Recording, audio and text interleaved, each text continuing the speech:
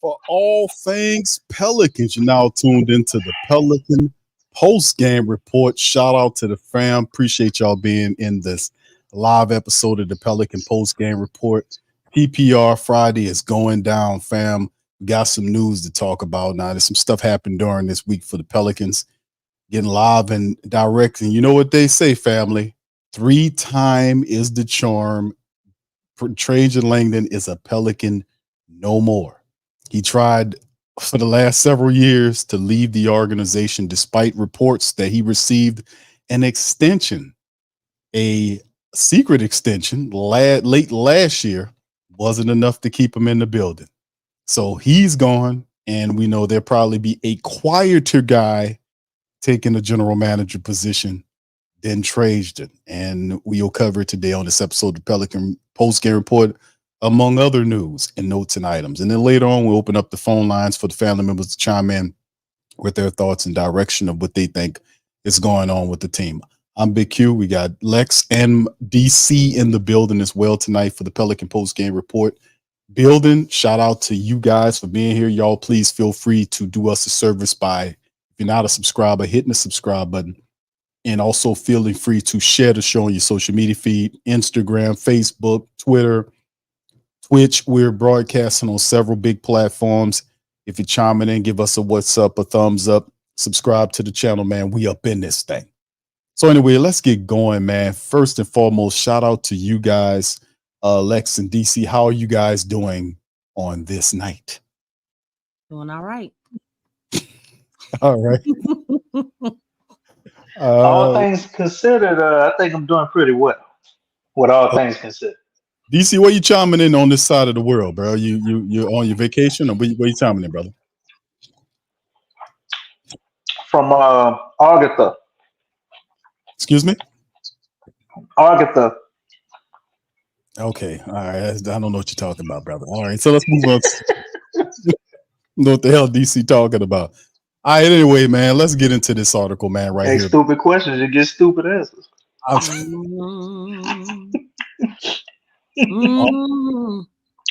is that what you said? Argata? Is that like Shambhala and Argata, the book? Is that what you're talking about? There you go. I thought you're a big fat liar. Somebody didn't know what I was talking about. Man. All right, anyway, let's get into it, man. Pistons, it should be in one of them books back there. It is. It's one of them, bro. It's right there, the one right over my shoulder, right there, matter of fact, brother. That's what it is. All right, Pistons set to hire Trajan Langdon as the new president of basketball ops. Pretty much what it is they hiring him to be what David Griffin is to the Pelicans. So they putting him there. So Pistons are planning to hire general manager Trajan Langdon as the franchise new president of basketball operations. And sides are beginning to work on the deal expected to be completed soon. And that was said as of Thursday. It was yesterday. Adrian Wojnarowski dropped this. Pistons owner Tom Gores is hiring Langdon with sweeping power to make changes to the organization and set a course for the franchise future after a league worst 14 victories in several consecutive years in the draft lottery. The Pistons ran a lengthy search, which included a few people, including Billy King and whatever. But Langdon was the guy that they decided on picking up. Now, he comes armed with a sterling draft and personnel record in 5 years under Griffin with the Pelicans, 3 seasons under Sean Marks as a general manager with the Brooklyn Nets. The Pelicans and Nets were considered to have had outstanding drafts with Langdon as a part of their organization, selecting Jared Allen, Karis LeVert, Zion Williamson, Trey Murphy, Herb Jones as a pretty impressive, and others. Pretty nice resume of players. Langdon will have the opportunity to sit down with Pistons GM Troy Weaver and coach Monty Williams and discuss how they can work together. The Pistons, who had the league's worst record, 14-68 last season, have the 5th pick in June's draft, got a bunch of decisions to make. Langdon, 48, was an All-American at Duke and 11th overall pick in the 99 draft with the Cavs, spent 3 years with the Cavs before embarking on the decorated EuroLeague career that included 2 championships, a EuroLeague Final Four MVP, and being selected to the league's all-decade team in 2010. He also has a hell of a resume in terms of being a recruiter of international talent. He had a pretty good reputation of doing that picking international talent as well. So congratulations, man. Let me give a shout out to Trajan and congratulate that brother for finally getting it. Let that be something of an inspiration to all our family members out there. If first you don't succeed, you try and try again until you get away from the octopus. All right, so shout out to him on that. And I'm going to turn it over to Lex and DC. Y'all thoughts on Mr. Langdon no longer a Pel, and he's going on to Detroit. Lex, what do you think about that? I'm happy for him. I think obviously this is something that he wanted. Right. So he finally got it. It took some time, 3 years exactly. So just happy for him. I think now that he's in obviously an upgraded role, he's able to do as he pleases without having someone else above him, superior, to interfere with his job. I think he dealt with a lot of that with the Pelicans, obviously, because I'll use just Kyra Lewis as an example. That was not Trajan Langdon's pick. For those of you all who don't know, I mean, we've talked about that many a times. That was Griff's pick. So whoever was in that draft, huh? What'd you say, DC? He didn't say nothing, Lex. Oh, okay. My bad. I said nothing. Oh, okay. But yeah, that's just an example. That's one example. I'm sure there's been other moments like we've gone through the draft many a times and we pointed out, man, why do we pick this guy over this guy? Why didn't we get him? Well, I'm pretty sure in that room that they sit in when they have their meetings and they're discussing, draft picks and all that stuff, at the end of the day, they went with basically whatever Griff said. He was basically that determining that last say, and he determined the outcome if that pick was going to be chosen. I don't think it was specifically just Trajan and the rest of the team that is delegated, that was hired to do that job. But I think that's the biggest reason why he wanted to leave. He wanted to empower himself. I don't know if you all noticed, but with this organization, there's different areas of this organization, job titles that aren't empowered. They're not empowered, not with Griff. I think Griff has some PTSD as far as with the Cavs, because we know that La GM was doing his job.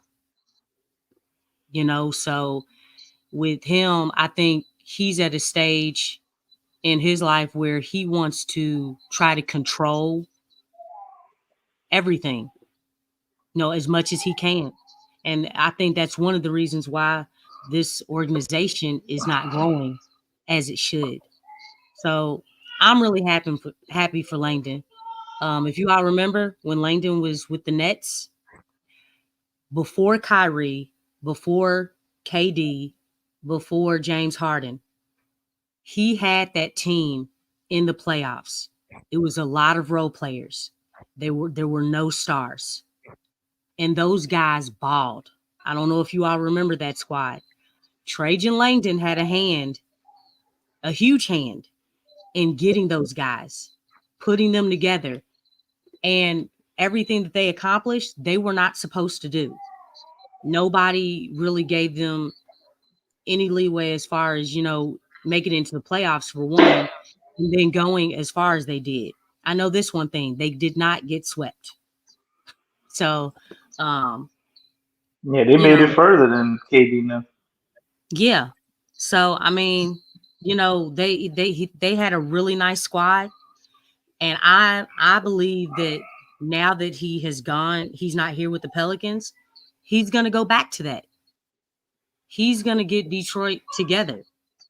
I really feel that way because I've seen him do it before. I know I read on social media that A lot of people were glad that he was leaving, that the Pelicans did not change anything in the 5 years that Trajan was here.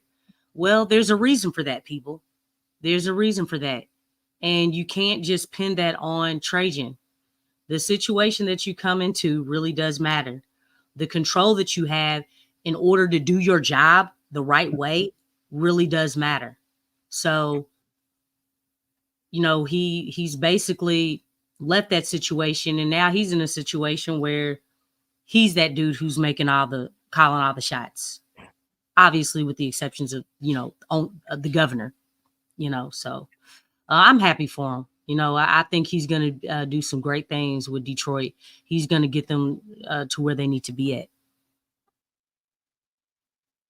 Right, Lexxah. Absolutely. It got to a point where we coined David Griffin the octopus. We call him Doc Ock on the show because of his micromanaging style.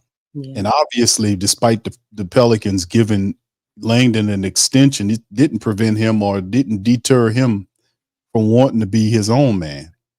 And as you can see on the screen right here, we're showing you the next general manager of the Pelicans. His name is Bryson Graham. He's the assistant general manager.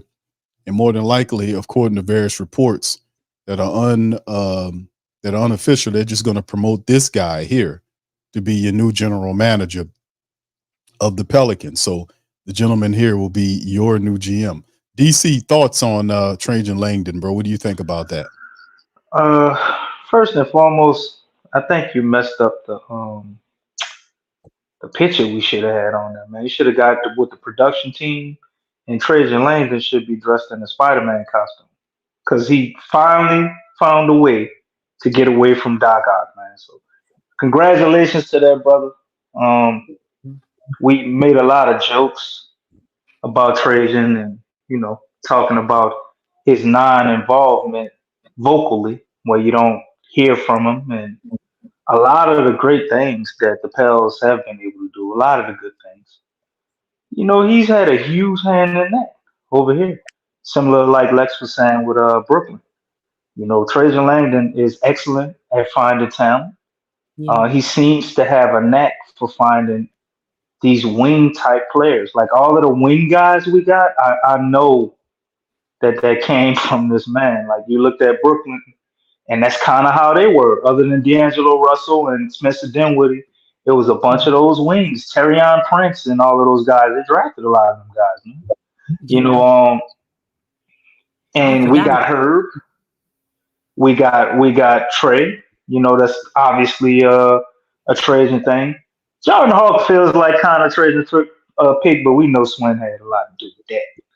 But Najee, all of these guys, man, it just kind of fits that similar mold. And I think he's excellent at finding talent and getting guys and building through the draft. So Detroit definitely has somebody I think that can help them, kind of get that program going, man. And the other thing I think about, I remember calling Q and talking to him about it.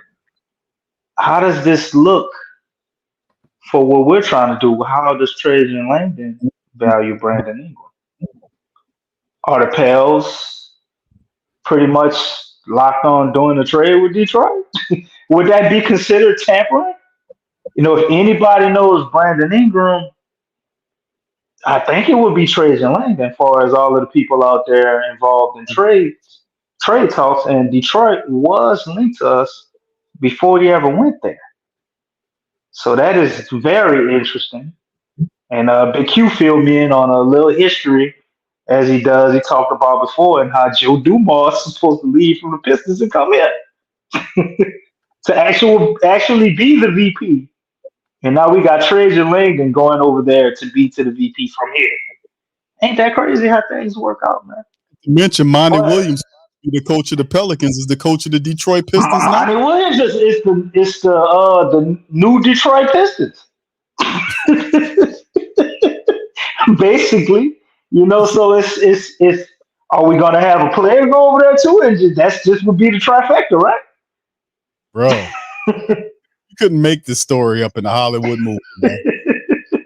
Dude, that's crazy. That's crazy. So Lex, according to this, We were talking prior to the stream, and Lex, according to this development of Pistons doing their thing in terms of, and of course, don't forget the Stan Van Gundy connection, where Stan was the general manager up there, and he came down, he beat the Pelicans coach for a year.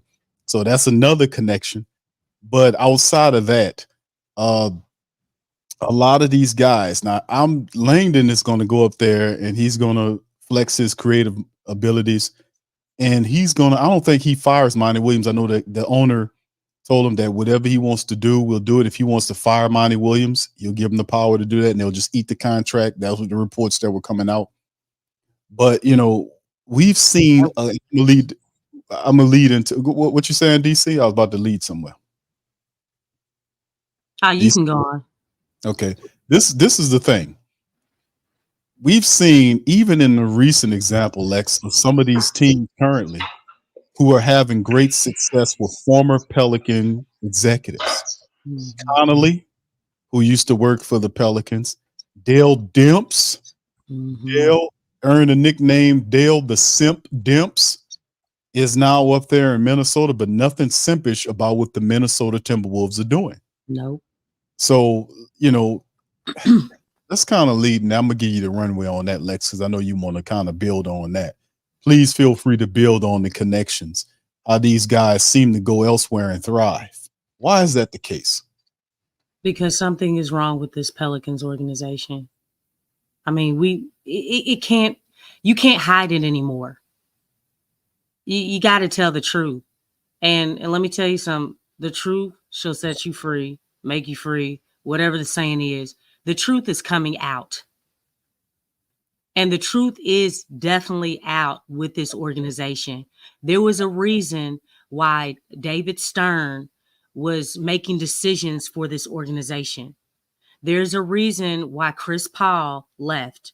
There's a reason why Anthony Davis did not want to be here. There's a reason why Finch, NAW, you know what I'm saying? Just name anybody who you want to.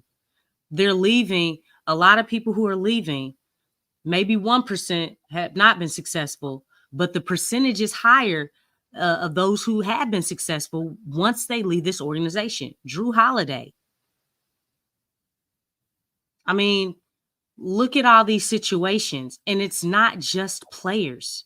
It's not just players. There's definitely something wrong.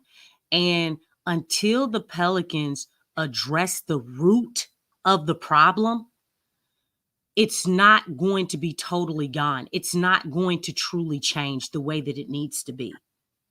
And that's the sad thing about all of this, is that what's the root of the problem? What is it? And you can't pin it on the players. You can't pin it on the coaches. I mean, obviously the decision as far as hiring the coaches that are here is a problem. But shoot, I'm scared that the Pelicans gonna lose Borrego.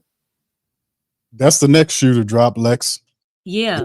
Borrego's he's a guy in for both of these jobs. He's the Lakers job. Just like you said, and the job is a really possible connection.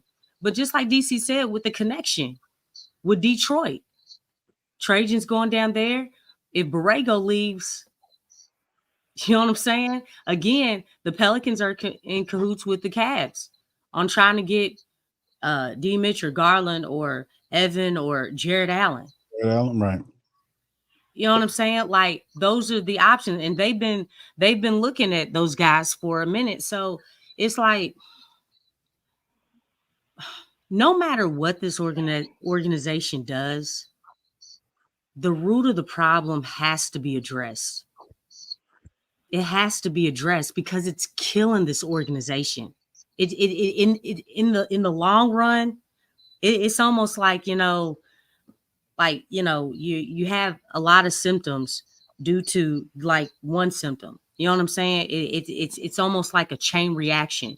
You have something going on in your body, and you're focused on the chain reaction going out throughout your body, but you're not focused on the root in which what's causing the chain reaction. You're trying to address all these other small nuances, and you're not addressing what can kill everything that's going wrong with your body if you just focused on that part. And until we focus on that part, it's hard to, it almost seems like the Pelicans are trying to cover up. They want to continue to be like, we're going to do it this way, but it's like, this is not working. You have to change, like you said, Big Q, the system. You have to change it. You have to change the mentality. You have to change the focus. That's the heart, mind over body. You know what I'm saying? I mean, you have to change that key part that will trickle down into it, that'll have a ripple effect. And when that happens, like, the Pelicans organization will be in a beautiful place. But that part has to happen. Right. Man. Yeah, it's kind of is at this point it's very hard to ignore. I think James Borrego was very instrumental to a lot of the success the Pelicans had last year. And we point to one game in particular because it was a very clear difference. Like, you watched the Pelicans prior to that 6th game where Willie Green missed that game. The Pelicans, we were asking the question. You can literally go back into the show's logs, and we were talking about, where's this fantastic offense that they promised us, the Borrego offense? We were asking that question because it wasn't there. Then when Willie had the C19 and disappeared, and then Borrego took over the team against the Mavericks, the team looked differently offensively speaking, and everything after that, we was like, there it is. It was a very stern and vivid image of and then they kept a lot of that for the remaining of the season. So it was like, yeah, this is what we've been seeing with this Borrego. I was like, man, I wish we could have that full time. So, DC, leading into that, I want you to comment on what Lex was saying too, and add your take in it. Ultimately, if Borrego does leave, because that's the next talking point, the next story we're going to lead into, with James Borrego being looked at with the Lakers as well as the Cleveland Cavs, that they got rid of Bickerstaff. Obviously, they're going to have a team reformation. They looking like look like Spider Mitchell is going to be the guy to give the $208 million deal to. And what that means is Darius Garland and Jared Allen, those guys are going to be up out of there, and they're going to find another coach to work with Spider Mitchell. So let's talk about Borrego in your mind with the Pelicans, and what do you think happens moving forward? Well, I mean, I think the coaching this year was a disaster. And if I could just put myself in the place of James Borrego, seeing Willie, make a lot of mistakes that I know he probably wouldn't make, right? And you have to be questioning, man, wait a minute, like, why the hell am I on this dude's staff? Like, I'm a better coach than him. You got other coaches in the press conference talking about they were scared when you were out there coaching. Makes no mention of Willie Green. You got other players around the league laughing at us, coaching wise, and some of the things we do. And we can't act like this man is just oblivious to all of that. After the season is over, we're running it back with Willie Green. We did secret extensions and all of this. And now they got coaching jobs coming up, and teams are calling, inquiring about it. Wouldn't you leave? So this is just Trajan Langdon 2.0. So, James Borregos is most likely, if I was him, I probably would take the Cleveland job. I think it's not as much pressure as the Lakers job. At least they'll give you 2 or 3 years to figure it out over there. That Lakers job, man, that's like just like a damn conveyor belt. You get 1 year, you couldn't do nothing, out of here. It's always the coach fault, but I really would hate it to see him go to LA. But to see him go to Cleveland, I'd definitely be upset that we'd be losing Borregos. But it's like, I get it, man.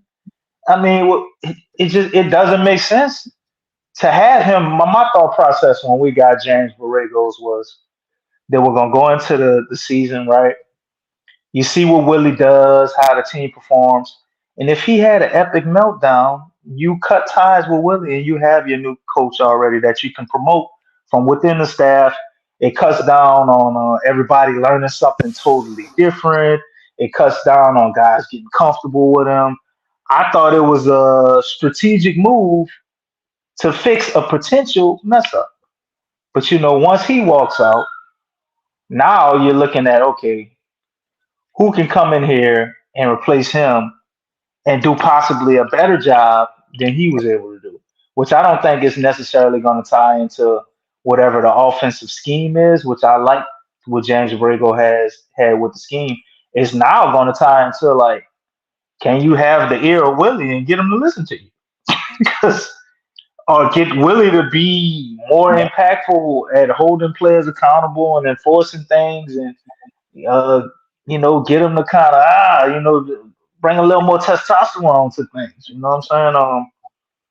But it almost seems like it's a done data. And touching on what Lex said, man, it's almost like we're cursed sometimes. It's just so many things that go on with the Pels, man, that don't make any sense. I think we're the only team in the league that damn near almost lost their team. We had Oklahoma over there throwing our team around, you know what I'm saying, and didn't want to give them back. Just so many weird things. We had a trade that the league actually canceled that would have been better for us, sending Chris Paul to the Lakers. But instead, we got Eric Gordon, who didn't want to be here, and Chris Kaman.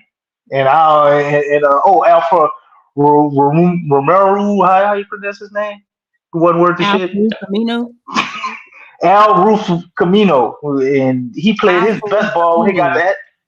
Al Faruqa, get out of here, because he played his best ball once he got up out of here. You know what I'm saying?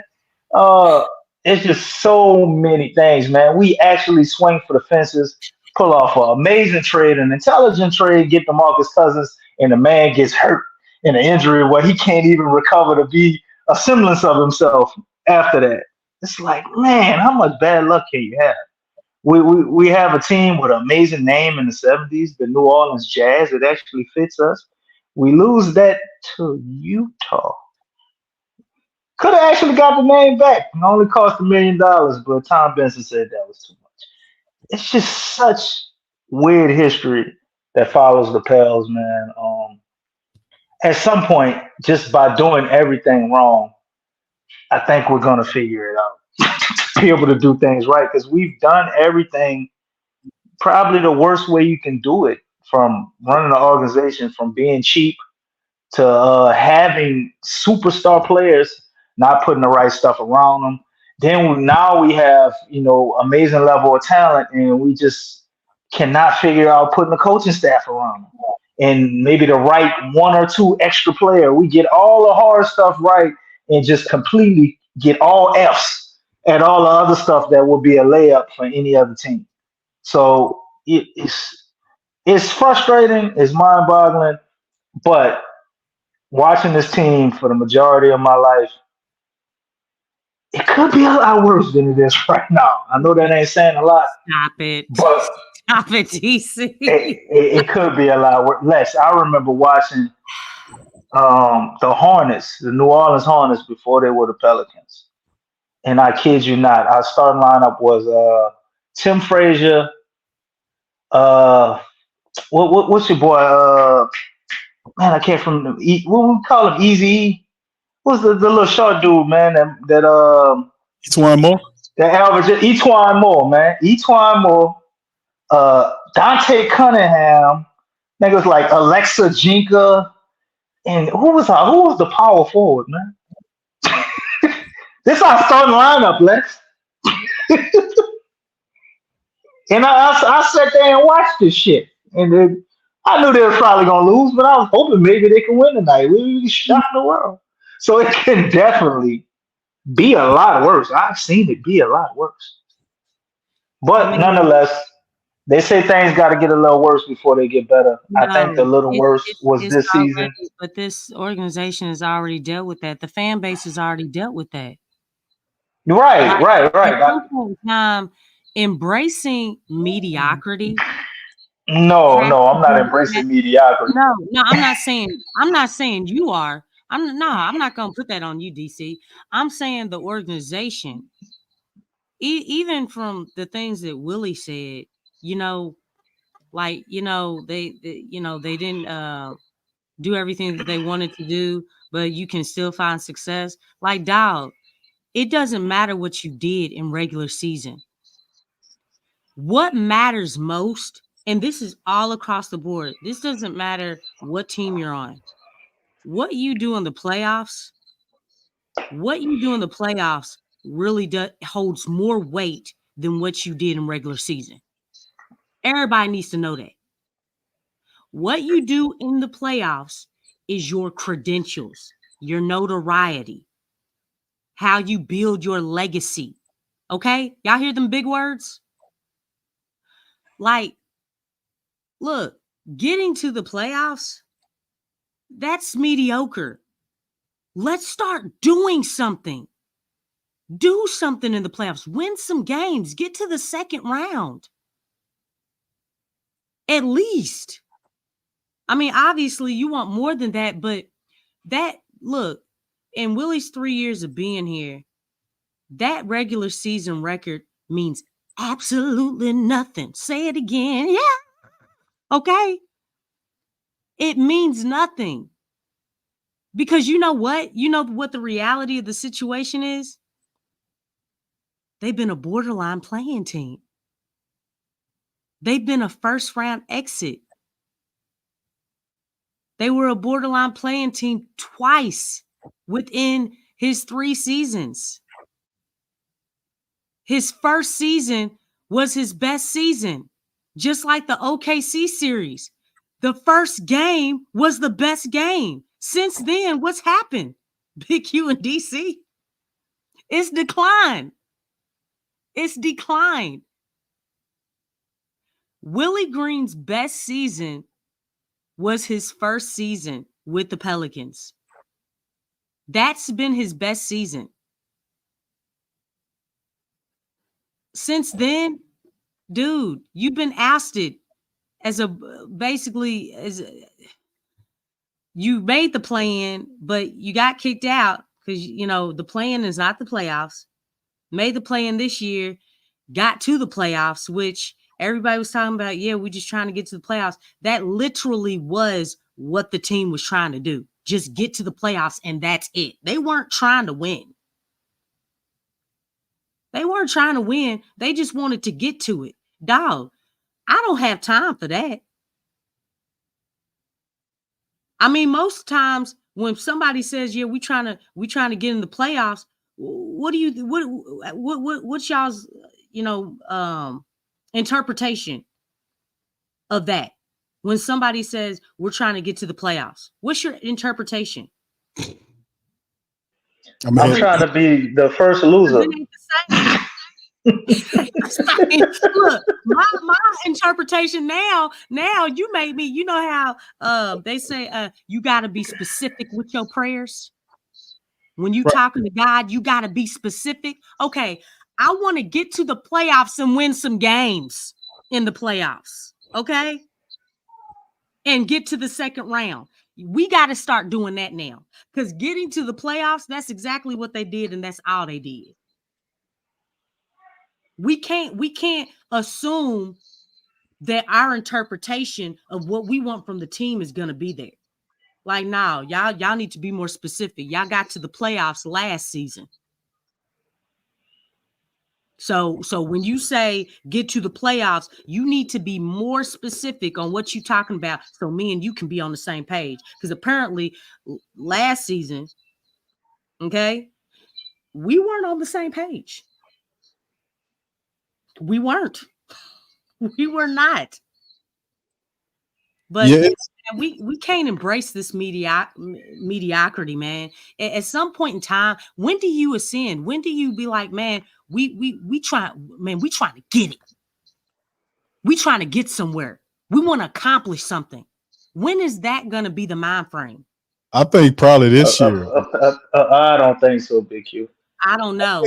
I As long as Willie Green, How are we gonna ascend when we're losing our general manager before the draft? For was just one, producing. Well, he wasn't anyway. also we're probably losing I guess our highest ranked assistant. You know, he's gonna be moving on. Still, yeah, We decent. actually are. I mean, we're in the process of like well, they looking kind at of him. regathering ourselves, man, and in figuring out how we want to retool and go about things. Like they know they want to build around Zion. So okay, we finally figured out him and Brandon Ingram ain't gonna work. You got to trade Brand. It's a lot of things to say they want to compete next year. They I did think say next year is definitely going to be pressure because if Willie doesn't perform next year, I don't see how you I I don't don't think see how you bring him back. that's but not do going to be the case, though. That's not the case. The case is, and y'all know David Griffin, just like It every. depends on who we get in the trade. Though, No, right? no, listen. That way you going? We knew this is nothing new. We know Trajan Langdon was going to leave. He'd been trying to leave. This is not a surprise. And like Lex just admitted, a couple of years ago, the KLJ drafting was obviously not Langdon. Mm-mm. So I mean, you look at with it, and it was very clear. Trajan Langdon was. Is he even in the league anymore? I don't know. I mean, that's how. Think about that. I think he with the Jazz, isn't he? He was. That's the last place we thought. But if I'm not mistaken, I didn't see him out there. I remember he was with Toronto. I don't know. Then he got traded to Toronto, and then from Toronto he went to Utah. But think about that. Is he even in the league? We know he ain't in rotation. Nah, he's a perennial backup in terms of what he's doing until somebody give him an opportunity. I think it was a bad move with him. Because that's basically what he was here. Yeah, he with the Jazz according to this. But I mean, all I can say is like, thank you, All World Trucker man, for your super chat. Says, boy, Nas Reed can't miss from three. Yeah, Nas Reed, man, killing it for the Timberwolves, man. He doing an excellent job. 6-man. Well, it would have been amazing if we would have drafted him that year, huh, Q? I was putting it on. Nas Reed because he came from LSU. I was watching Nas Reed play for the Tigers. When is the last time the Pelicans drafted or even signed two-way guy, anything from LSU? Man? Never. Maybe what about the Hornets? Marcus Thornton is the last LSU player I remember him drafting. Marcus Thornton. Oh, you all are so funny. And that was good. That was a success. What about Collison and Marcus Toronto? Huh? Come on, what's his name? Y'all know he went to LSU. He was the vet on the team. Got traded. Come on now. What's his name? Oh, he don't count. That was the tailor for the team. Like he had him in suits and stuff. That was the come on, y'all remember? Yeah, he was a suit maker. That wasn't an actual player that we got. Yeah, Garrett. We didn't draft him though. We got him in the trade. She's talking about Garrett Temple. Forgot about him. Thank you, All World Trucker, for your super chat, man. But the way I see it is like the Pelicans this year, like obviously Borrego, we just showed some articles on the screen with the Lakers and the Cleveland Cavaliers. And I agree with DC. I think Cavaliers would probably be a better place for James Borrego to build that team. Well, I mean, this team they'll be good out the gate, not far less pressure.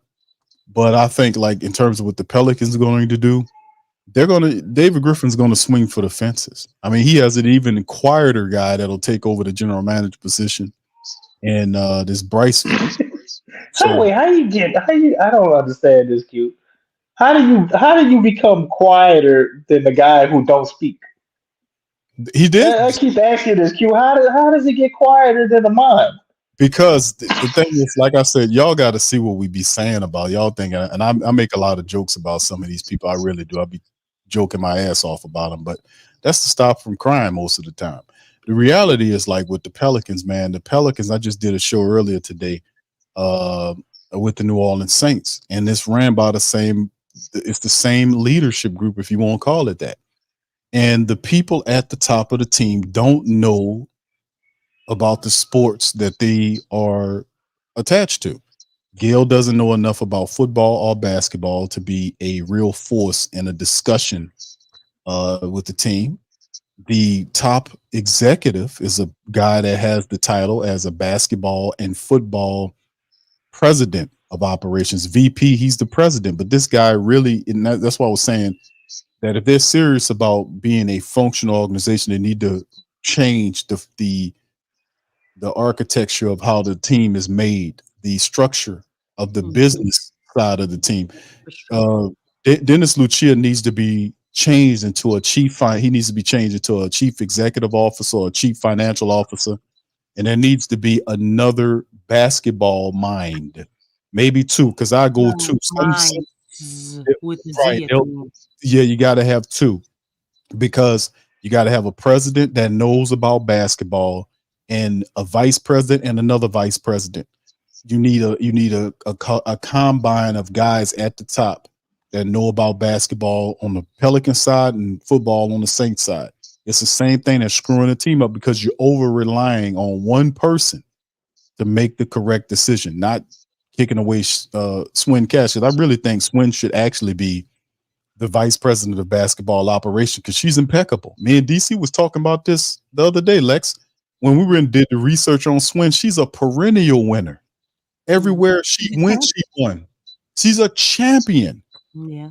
She won everywhere. She got Olympic medals. She won championships in college. She won championships in the NBA. She's a perennial winner. She accomplished championships at every level of her career. She is who we want to be leading this team. David Griffin is a flim-flam man. He got one championship with Cleveland, and that's because LeBron James was telling him who to pick up. We know this. I know this, and like we catalog so much on the show about the decisions that David Griffin had made since he been here. Hiring Stan Van Gundy, that was dumb. No smart general manager would have pulled a man who hadn't coached in years out of retirement to coach for the team, unless it's Phil Jackson. I would take a shot on that, but not no Stan Van Gundy. He ain't do shit.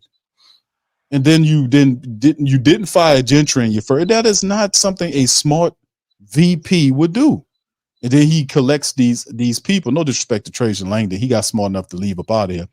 This other Bryce probably is going to be quieter than him. You can't be a quiet general manager with a vocal VP like David Griffin, because he likes to talk. He likes to be seen. Look at me. I'm the VP. I'm a VP of an NBA basketball team. Those guys, you shouldn't even know who they are. You know who they are, but you don't see them. You shouldn't even see that guy unless he's standing up next to the general manager when he's holding the press conference and the media wants to ask him a question. But he wants the job. Look at me. I want to be seen. I'm David Griffin. I picked that guy and that guy. No, man. Whoever the general manager is going to be, it got to be a vocal dude that speaks up, or he's not going to get credit for none of the moves that the team make at all, but he'll get all of the blame. And eventually, if the team fails, he'll be the guy that gets fired. It won't be Griffin. Griffin will lean on, well, you the general manager, I could fire your ass and just stick another quiet guy. So, I mean, in the end, man, it has to be. That's what I'm saying, because you're going to more than likely lose Borrego. You already left. We lost Trajan. BI's on the trade block. People was asking me, Q, why are we talking so much about BI?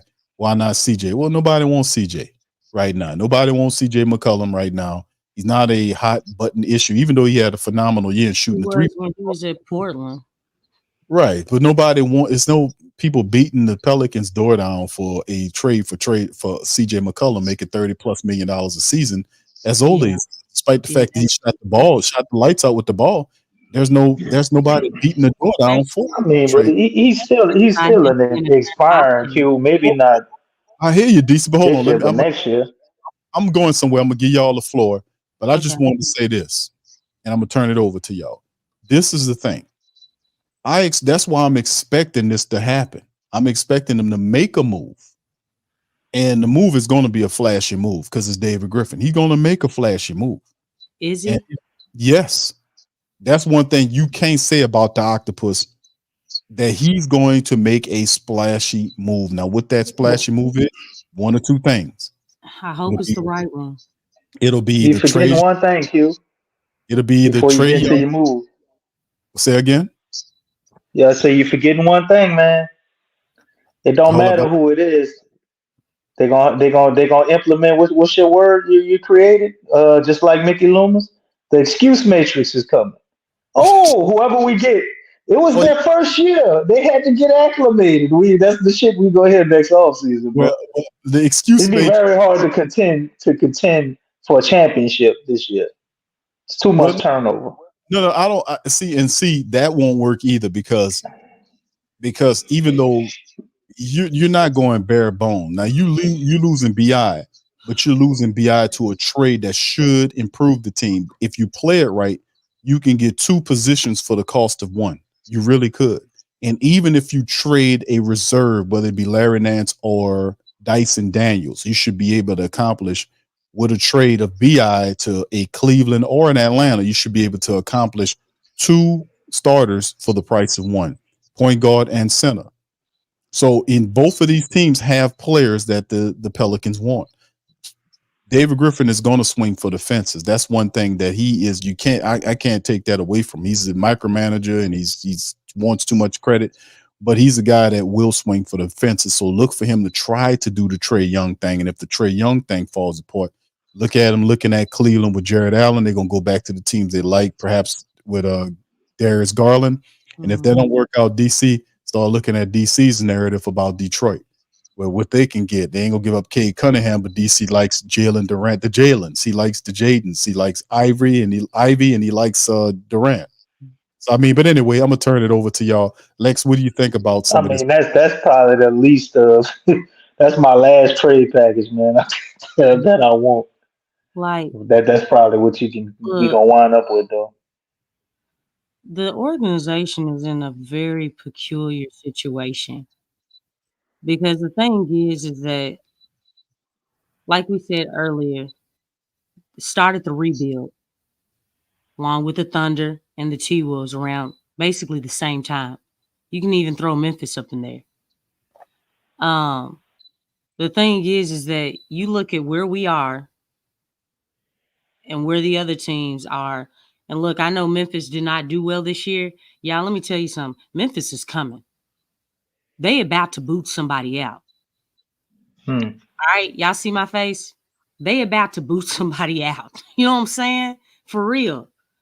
Like, they do have a nice squad. And they found some gems, okay? They found some gems from the G League.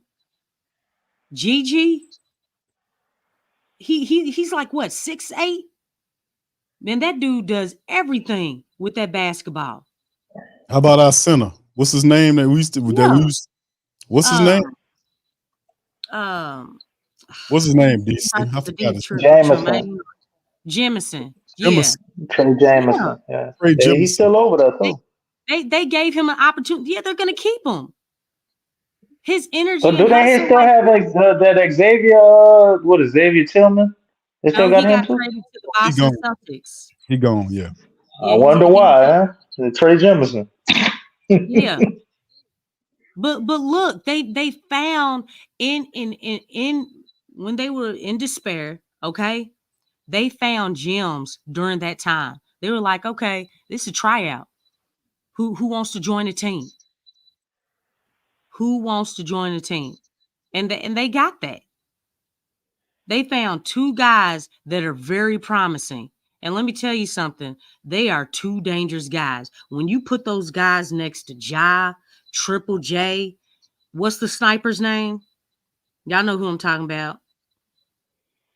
In the backcourt with Well, Luke, Ja. Bane, Bane, yeah, him. Desmond Bane.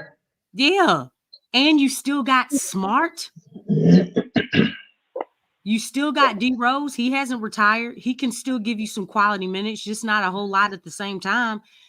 I mean, and then you still got a solid bench. Those dudes are coming, man. I mean, you look at this situation with the Pelicans, and it's like, y'all need to, if you're gonna do something, Because guess what? We're not really, obviously, Griff is not totally locked into rebuilding. This is more so retooling. It's retooling, like changing the core. That's a big deal. Now, let me get into that a little bit more. What does that really mean to change the core? To retool? What does all that stuff mean? What it means is, dog, we do not want players. We do not want you to trade players that are good in regular season. Okay? I'm going to say it again. We do not want to trade for players that are good in regular season. We need players that perform at a high level, that have proven to perform at a high level in the playoffs. If you go for the highest caliber of level of play, well, guess what you're going to get in regular season? Y'all see where I'm getting at? We don't just want anybody, okay? Now, look, I know trading for some of these guys, it sounds good. It's like, well, look, if we don't get this guy, hey, getting somebody is good. Is it? Is it? I don't know, Lex. Going after Garland. Look, Garland is incredible during regular season. He's an upgrade, Lex. I know, but I'm telling you, I'm again going for. Look, I anybody saw Trae Young, what he did with the Knicks? Dude went to the Western Conference Finals. Okay, now a lot of people say that was a fluke because they got past Sixers, they got past the Knicks, they went up against Boston, and let me tell you something: they weren't no pushovers. They fought.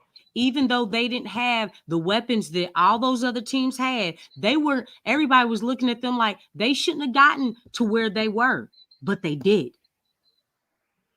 You see what I'm talking about? That's what this team needs. If you're retooling, if you're just trying to put somebody with Zion, we want him to grow with Zion. No. Are we retooling or are we rebuilding? What are you trying to do? And that's why I keep asking that question. I know that going after Garland is an upgrade. They're retooling. Now, Okay, is it retooling though? If you're adding, because my thought process is they're looking for a point guard and a center.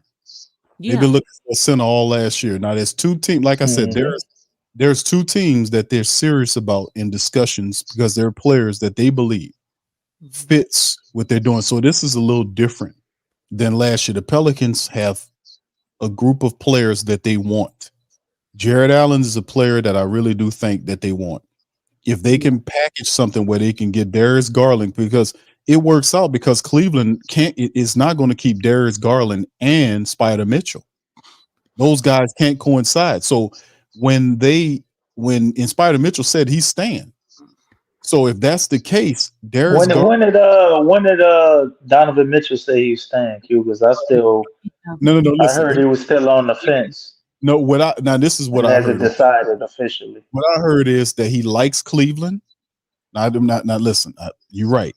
He likes Cleveland a lot, and a lot of people, let's just say it like this, the insiders think that he stays. Yeah. Because and what Cleveland is doing with the firing of JB Bickerstaff is an attempt to lure him in because they want him to be the leader of the team and have some insight a little higher than they want to build the team around Spider Mitchell. But the players like Darius Garland and Jared Allen, if you listen to Cleveland press, Jared Allen is getting a lot of flack because he didn't play when he was hurt. A lot of people didn't like that. And of course, Spider Mitchell and Darius Garland can't coincide there. So if they decide him, the other guy got to go. That works for the Pelicans if they're serious about trade. Because like I said, they're trying to get 2 for 1. Can we look at some trades that have happened in the past, we may have to think about that. Because I would love to have Darius Garland and Jared Allen, but for Dice, Larry Nance, Ingram, and some picks, I don't know if that can happen. What does a guy like Jared Allen command to be removed from Cleveland? Because Cleveland has been dangling Jared Allen on the trading block for like the last 2 years, man. Yeah, you know why, What right? what exactly are they looking for? Are they Injury. expecting to get in a return from it? He's their most consistent player. He doesn't get injured. He plays a lot. Now he had this thing where I guess they whatever happened in the playoffs. You know what I'm saying? Uh, Darius Garland and Brandon Ingram's contracts match up. Uh, the trade thing, I know you like Trey Lex, but I'm not even really sure if Atlanta is really trading him or not. Like all of that's still vague. I mean, Decent. Could they be looking to move DeJounte Murray in the number one pick to get a No, superstar? what I'm doing, in terms of what I'm looking at with the team, what I'm hearing, I've been researching it behind Atlanta and Cleveland because it seems like the most likely places where if the Pelicans are serious about contending and getting team to the next level, Darius Garland and Jared Allen makes sense, and Trey Young or maybe not Clint Capella, maybe the backup center. I can't pronounce his name. Agankwu. Agankwu. Those guys. Now the Pelicans have interest in both those guys, but from what I'm hearing from Atlanta side, they're not going to trade both of them. It's going to either be one or the other.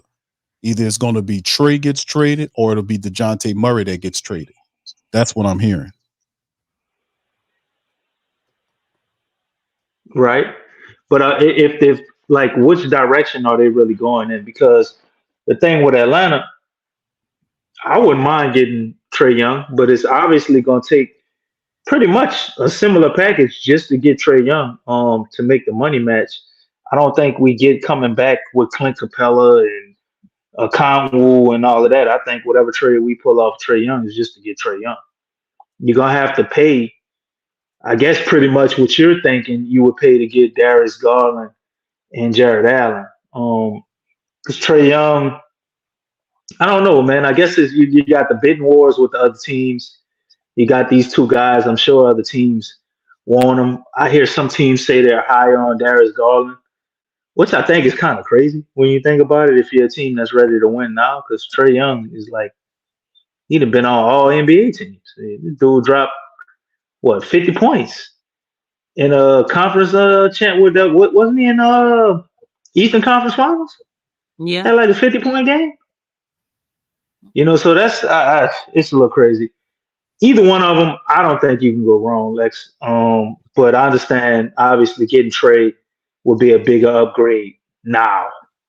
But I think with Darius Garland, it would be a better move for the future, and you would actually have a stable core that's set up for the next probably 5 years or so. I think you probably could maintain Trey, Herb, Darius Garland, and Zion, and whatever center you run across as far as a younger guy. But with Trey, I guess you could say a similar thing too. But I think he's I don't know, man. It's kind of a gamble with him, in my opinion. I'm not sure how that pairing with Zion works.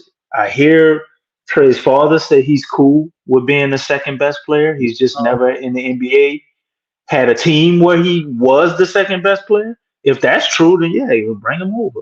But it does Trey. Trey is kind of like he seems like that guy, man. He's got that ego, like he wants to be that guy.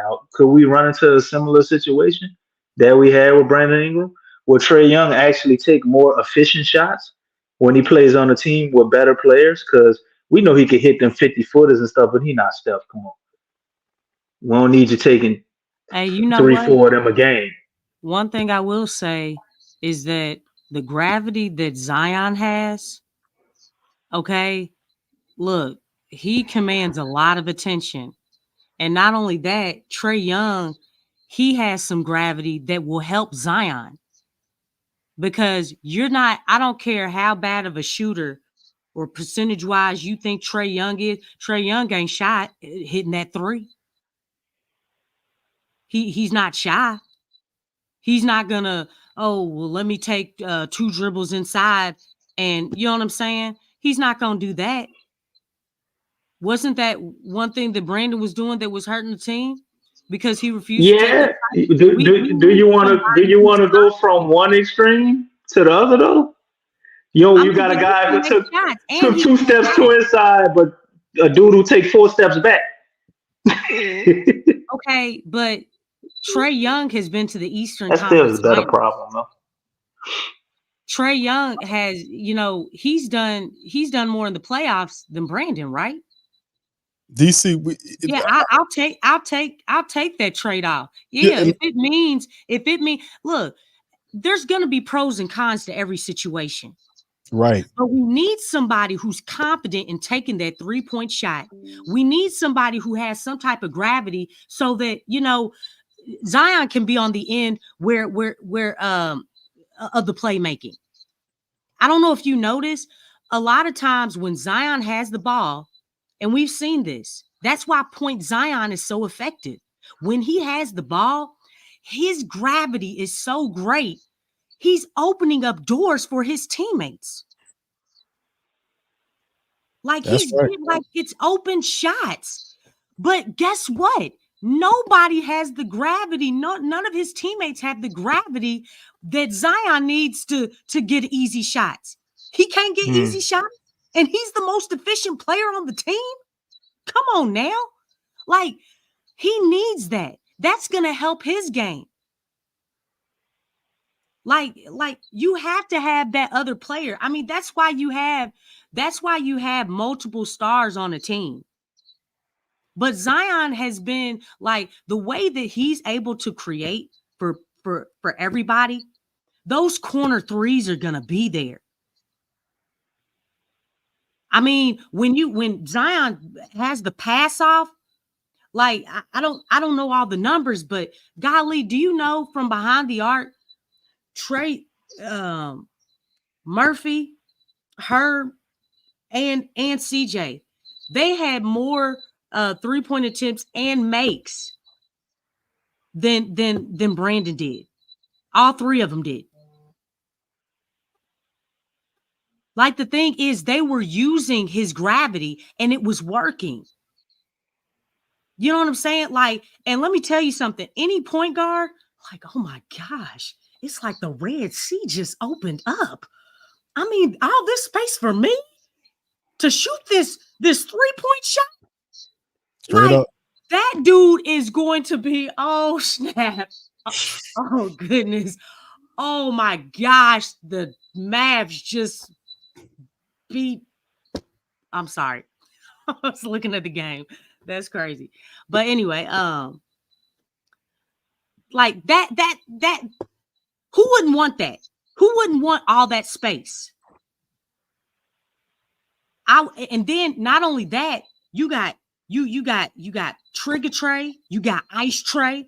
I don't know about you, but branding purposes, hey, that's a beautiful thing right there. I mean, ice tray and trigger tray, you know what I'm saying? That don't have a nice swing to it. Come on. Man. See, because that's what I'm saying. It's like, man, like, come on. That's what I'm saying. Like, that's what I was saying about David Griffin swinging for the fences, because that's what it'll take to electrify the Pelican base. Like, you want to get to the next level. And Trae Young is not just a sharpshooter. He's also a guy that distributes the ball. So you could use him in this assist game. And like you said, this guy is not some irky jerky shooter. This guy's one of the best shooters in the NBA, not named Steph Curry. This guy really does his thing beyond the 3-point line. And then you have him playing with Zion, all the space he provides. Plus, you mentioned Trey Murphy along with Trae Young, the 2 Trays out there, Herb Jones, who turned into a 3D shooter for you. It's just shooting all over the place. Somebody who knows how to throw down in the post, throw lobs, get easy shots. Mm-hmm. We haven't been having that. Have y'all noticed that? Everybody else knows how to throw lobs. Yeah, you know what I'm saying? Like, we don't see that. We never see that stuff, man. Just easy shots. Like this game has to stop being hard. We ain't have a point guard. I mean, we operate by point by point committee. It's like a point committee. Here, you handle the ball here. You handle the ball. Wait, what? We have a collection of people that make up one point guard. Is that what you said? Right. It's a point. It's a point guard concept, which is chaotic, and you can see you see it throughout the game. It worked during the regular season until you get to the fourth quarter. Exactly. It looks good. And it looks like trash during the playoffs. Right. It looks good at times, but it's a ability to kind of go over the fact that they're lacking a point guard, and they've been lacking a starting point guard for a while. So if you can, my thing is, and I got a poll up into the chat for the family members. If y'all want to check that, okay. I want y'all to answer that poll in the chat. Everybody in the show, I want y'all to answer that poll in the chat. Let me know who you prefer, and this will show the family members here know what time it is. It's a star-driven league. If you can get a Trae Young. If you can get a Trae Young and put him with a Zion Williamson, that's must-see basketball. You got Trey Murphy, you got Herb Jones, Herb's not just a defender. You know, like Trey Murphy's not just a sharpshooter. Trey is not just a shooter anymore. He's a guy that can put the ball on the floor and try to cram it on your head. He can finish at the rim with aggression. Right. Herb Jones is another dude that plays defense. He's hitting his three-point shot like 41.8% from downtown. So this team is made. This will be the ultimate collection of players that you want to put around a guy with the massive gravity as a Zion Williamson. Go ahead, Lex. Hey, thank y'all, World Trucker, for the super chat too, bro. Thank you. I don't know about y'all, but I ain't trying to look at no 0-26 or 0-27 in the clutch no more. How about that? Yes. How about that in close games? That was so. That? When the pressure is on, okay, let me tell you something. Trae Young, he don't get rattled. He keeps his composure and he performs when the pressure. Hey, did y'all see the series against the Knicks? And he bowed to him. He did his bow. Come on now. In the Knicks house, Madison Square Garden is basketball arena, right? He was real comfortable there. Let me tell you something. He took his bow. And you telling me the Pelicans can't use that? That is confidence that this team needs, man. To go up in Madison Square Garden, and I'm talking about they fan base is on a whole nother level. It ain't like the Pelicans crowd, okay? Nothing against Pelicans fan. Hey, man. He was in their house, bowing to him. You had to respect him. Wave him. Hey, let me tell you, 0-26, 0-27. That's a thing of the past, man. Trae Young in Madison Square Garden. And you know what? Look, they didn't even play Atlanta, okay? And they started chanting, I think, against the Sixers, they started chanting F Trae Young. Yep. Okay. Did y'all hear that? Did y'all watch the game? Did y'all watch that series? They actually chanted that Trae Young ain't even in the Eastern. He's not even in the playoffs in the East. He was killing them. And they were doing that because he left something in their brain, people. He left something that still stung them. That was y'all don't know what I'm talking about, do you? Pelicans 0-26, 0-27, whichever one. Both of them are bad. But I promise you, it won't be like that if we get that dude.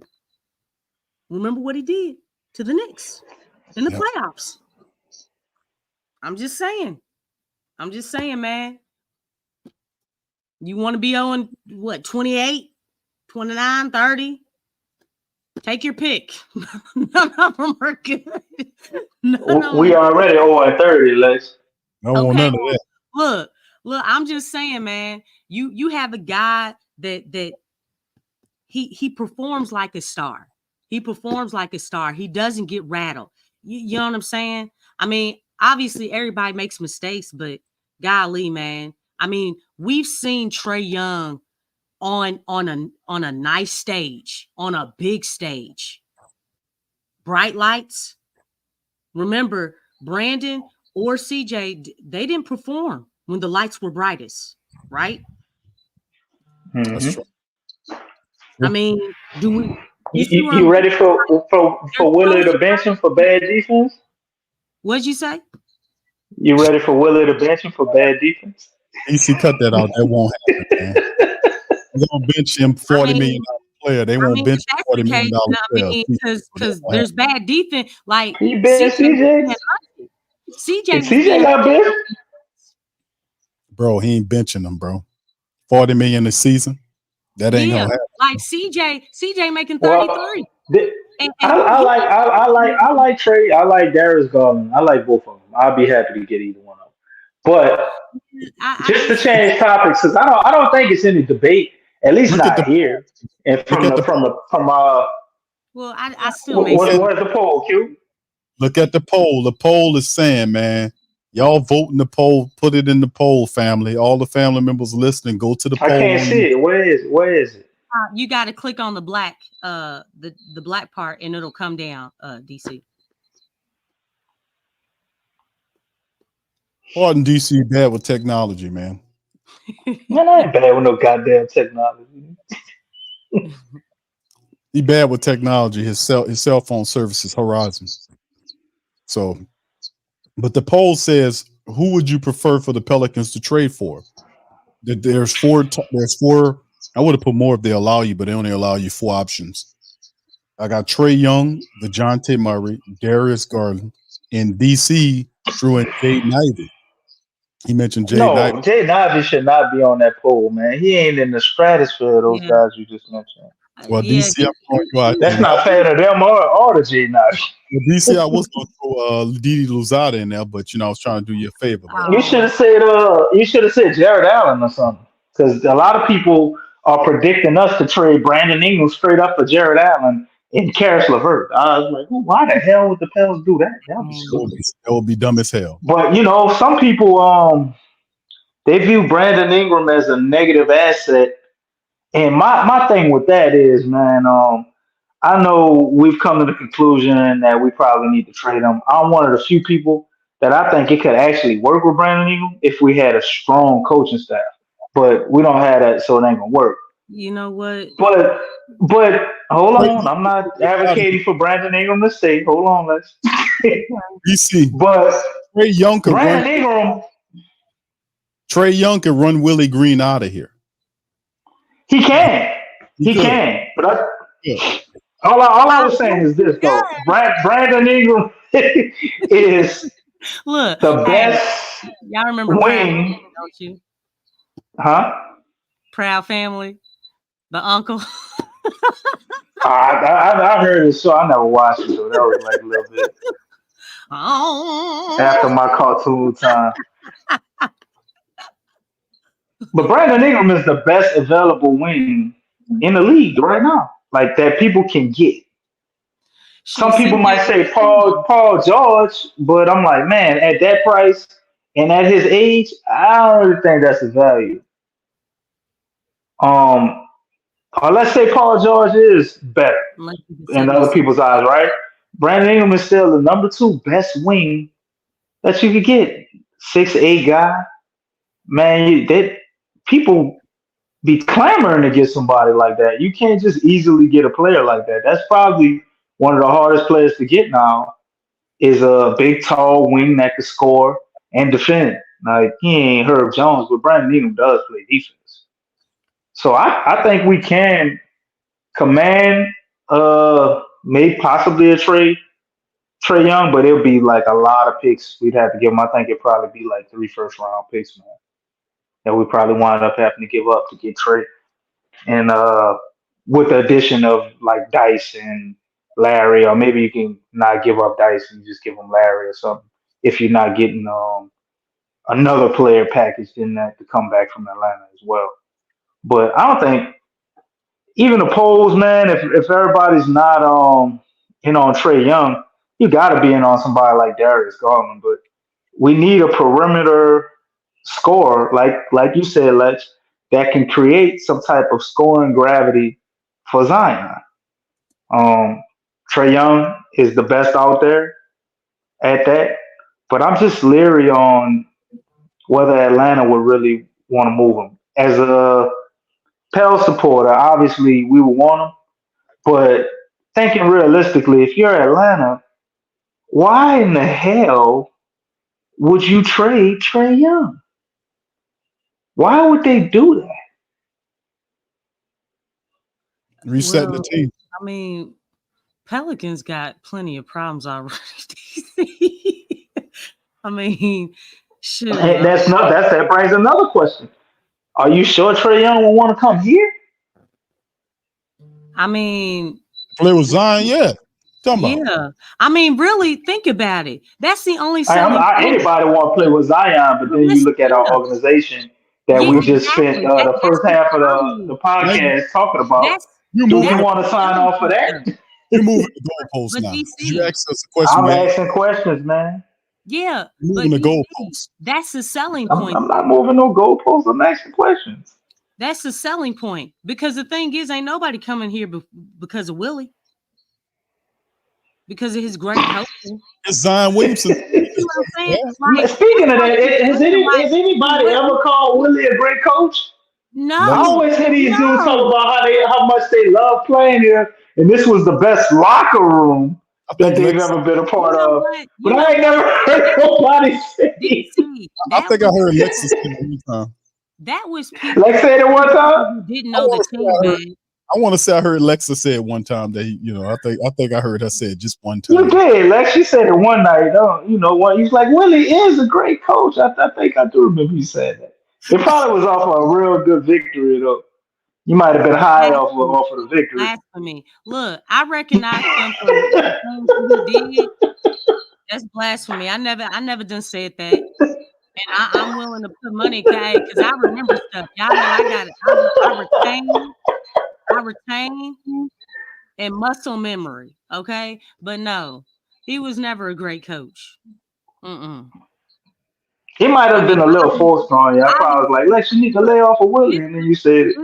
His first year, that was his first year. We were giving him a chance, right? I think you always give people a chance, and I give people a chance. But the thing is, it's like, dang, dude, you still in the first year and lower. Okay. Well, according to the organization, he got more wins, Lex.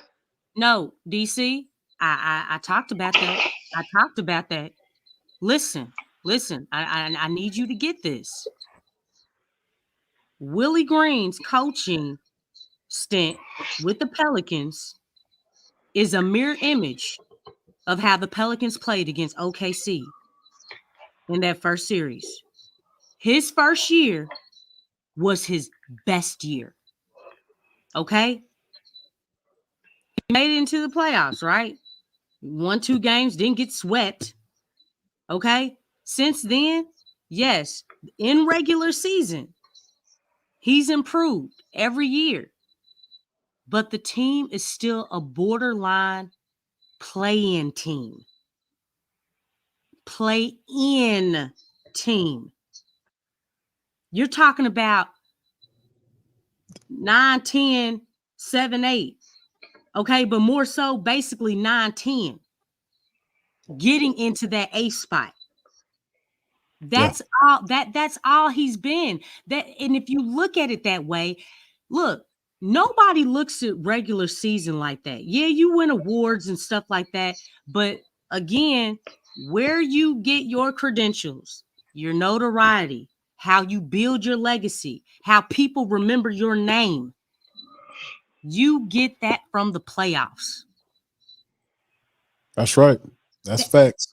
That's why nobody thinks nothing about the Pelicans. The Pelicans haven't done nothing.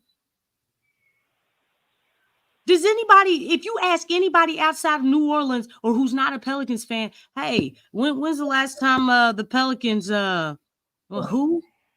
Huh? Okay. You want to talk about another team? I'm not trying to be mean. No, you're right. It's just being real. Like, the Pelicans haven't done anything. That's why the in-season tournament, that in-season tournament was so important.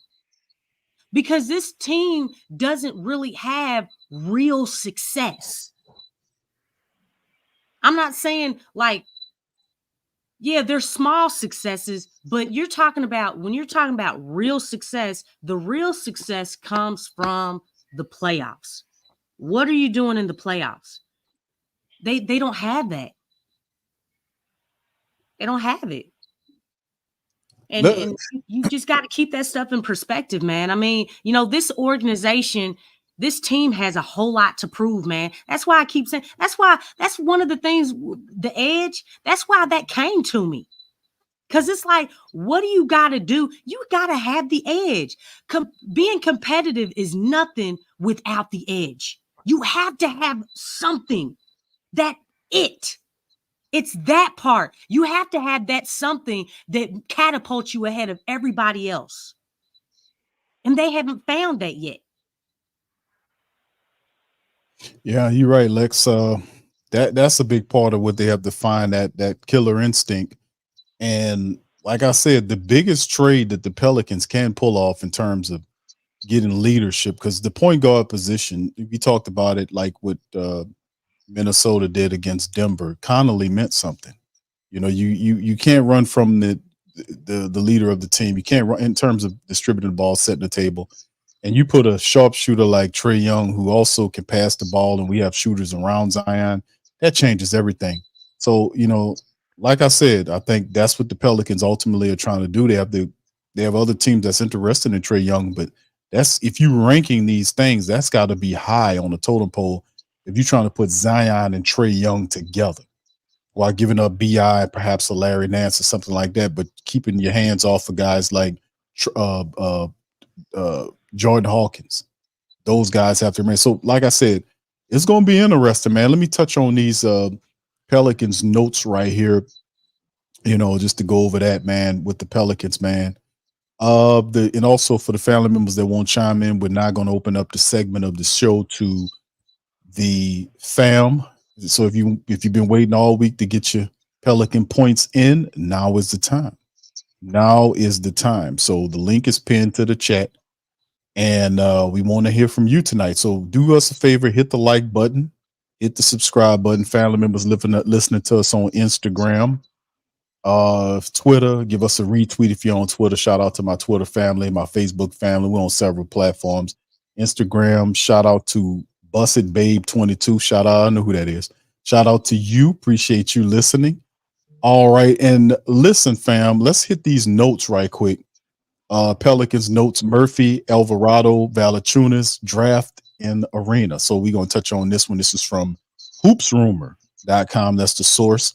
Rookie skill extension for Trey Murphy will be one of the Pelicans' offseason priorities, but it will take a significant offer to make it happen. This is according to Christian Clark of NOLA.com. Clark sees a new contract for Murphy falling somewhere between 4 years at $94.5 million. Now, that's the deal Brooklyn gave Cam Johnson last summer, and the 5-year pact Devin Vassell signed with the Spurs was $135 million in guaranteed money. That's a lot of money they gave Devin Vassell. Murphy came off the bench in 34 of 57 games he played this season, but Clark points to April matchup with Golden State as evidence that he can handle a full-time starting role. And that was an awesome game against Golden State. Boy, and like I said before, they've seen Curry, Thompson shoot threes in that building all the time. But when Trey Murphy was in there lunching them three-pointers from 5 feet beyond the three-point line, dude, they were like, oh, I said, these are just watching Clay and Steph all the time, and they were just oohing, hawing, and then watching Trey Murphy kill it. So I would enjoy the hell out of one of my favorite games of last season, watching him shoot the Golden State Warriors into a loss. With B.I. sidelined by injury, Murphy scored 24 points and sank 6 3-pointers, 3 of which were from 30 feet or longer. He was feeling it, that one. The Pelicans reportedly plans to explore trades involving Ingram this summer, creating an opportunity for Murphy to replace him in the starting lineup. Clark views Murphy as a better fit alongside of Zion and Herb Jones, adding that all three will be under contract long term if Murphy signs an extension. More from the Pelicans. Pelicans are very likely to pick up their almost $2 million offer for Jose Alvarado. This is according to Keith Smith of Sport Track. States in an off-season overview of the team. Options decisions on Jeremiah Robinson Earl at 2.2 mil, Matt Ryan at 2.4 mil are less certain. But Smith expects the Pelicans to keep both players unless the front office decides it needs to open a roster spot. The more difficult choices, according to Smith, are what to do with center Jonas Valanciunas and small forward Najee Marshall, who will be unrestricted free agents if they don't agree to contracts or extensions by late June. Smith expects a 1 or 2 year deal for Valanciunas if he's brought back, while Marshall seems likely to wind up elsewhere. The Pelicans need to find a big man in the draft, and there should be plenty of decent options when they pick at number 21. Smith adds listing Zach Edey, Yves Missy, Deron Holmes II, and Khalil Ware as players who could still be on the board. Smith expects New Orleans to defer the first-round pick that it owes for the Lakers, which is supposed to be June the 1st, if I'm not mistaken, which is number 17, and take LA's first rounder next year instead. Louisiana Stadium and Exposition District voted to delay planned improvements to Smoothie King Center because Gail Benson, who owns the NFL Saints, is delinquent on payments for upgrades to the Superdome. Clark and Jeff Duncan wrote in a separate story that the ASM Global, which manages the Superdome, contends that the Saints are $11.5 million behind and haven't made a payment since December. The NFL team issues a statement saying that it has no problem paying the $11.5 million or its $41 million share of the $58 million project, but added, "We have, however, asked for certain documentation over an extended period, and we have not received this documentation." The Pelicans extended their lease at the arena June of 2029, so they'll be there for that long. So, by the way, an update on that last item, the Saints and Pelicans did send or pay the $11.5 million to keep the renovations going, and altogether, it's over $500 million for not only the Saints Superdome, but also the New Orleans Arena. So these are some of the news, notes, and items that we covered here. Before we get in the phone line, Lex, DC, y'all can chime in. Feel free to chime in on any one of these items we talked about. I know Trey Murphy's interested in the Jose Alvarado thing. Feel free to have the floor. Yeah, I'm pretty much on Najee Ingram gone, Jose out of here too. Obviously, I don't think it's because we don't want to keep him. I think the money he's going to command is going to push him out. But maybe I guess it's they're picking up an option, so that's just for 1 year, right, Q? Yeah, that's what they said. So we can get our Jose farewell tour, hopefully. And the thing with Trey Murphy, man, that's pretty self-explanatory. I see him getting maybe 5 years, $125 million, something like that, 110, 130, somewhere in that range. And it's a pretty easy deal to get done. Like, you look at what they getting that boy in Minnesota. He's a good defender and everything, but he's like their version of Herb Jones. They get him $150 million for 5 years. I like Trey. I like Herb. But as far as the future of the Pels, if I got to pick one or the other, who y'all picking?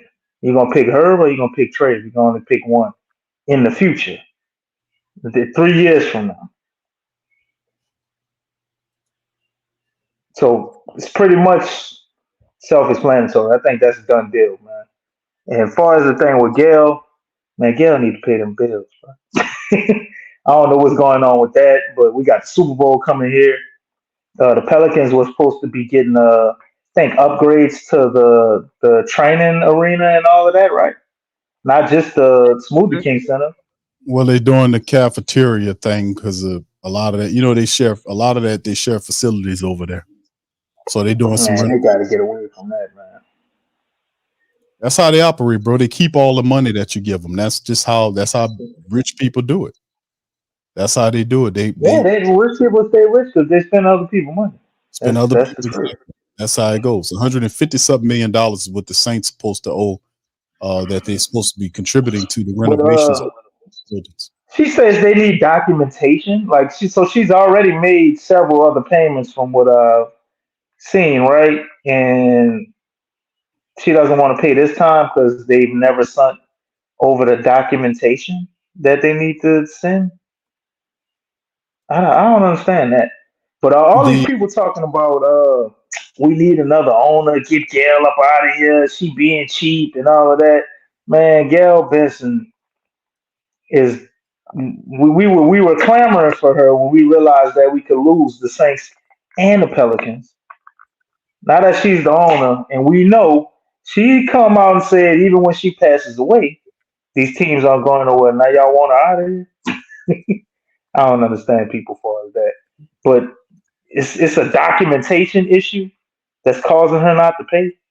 So what she thinks these people are fraudulent. I really don't.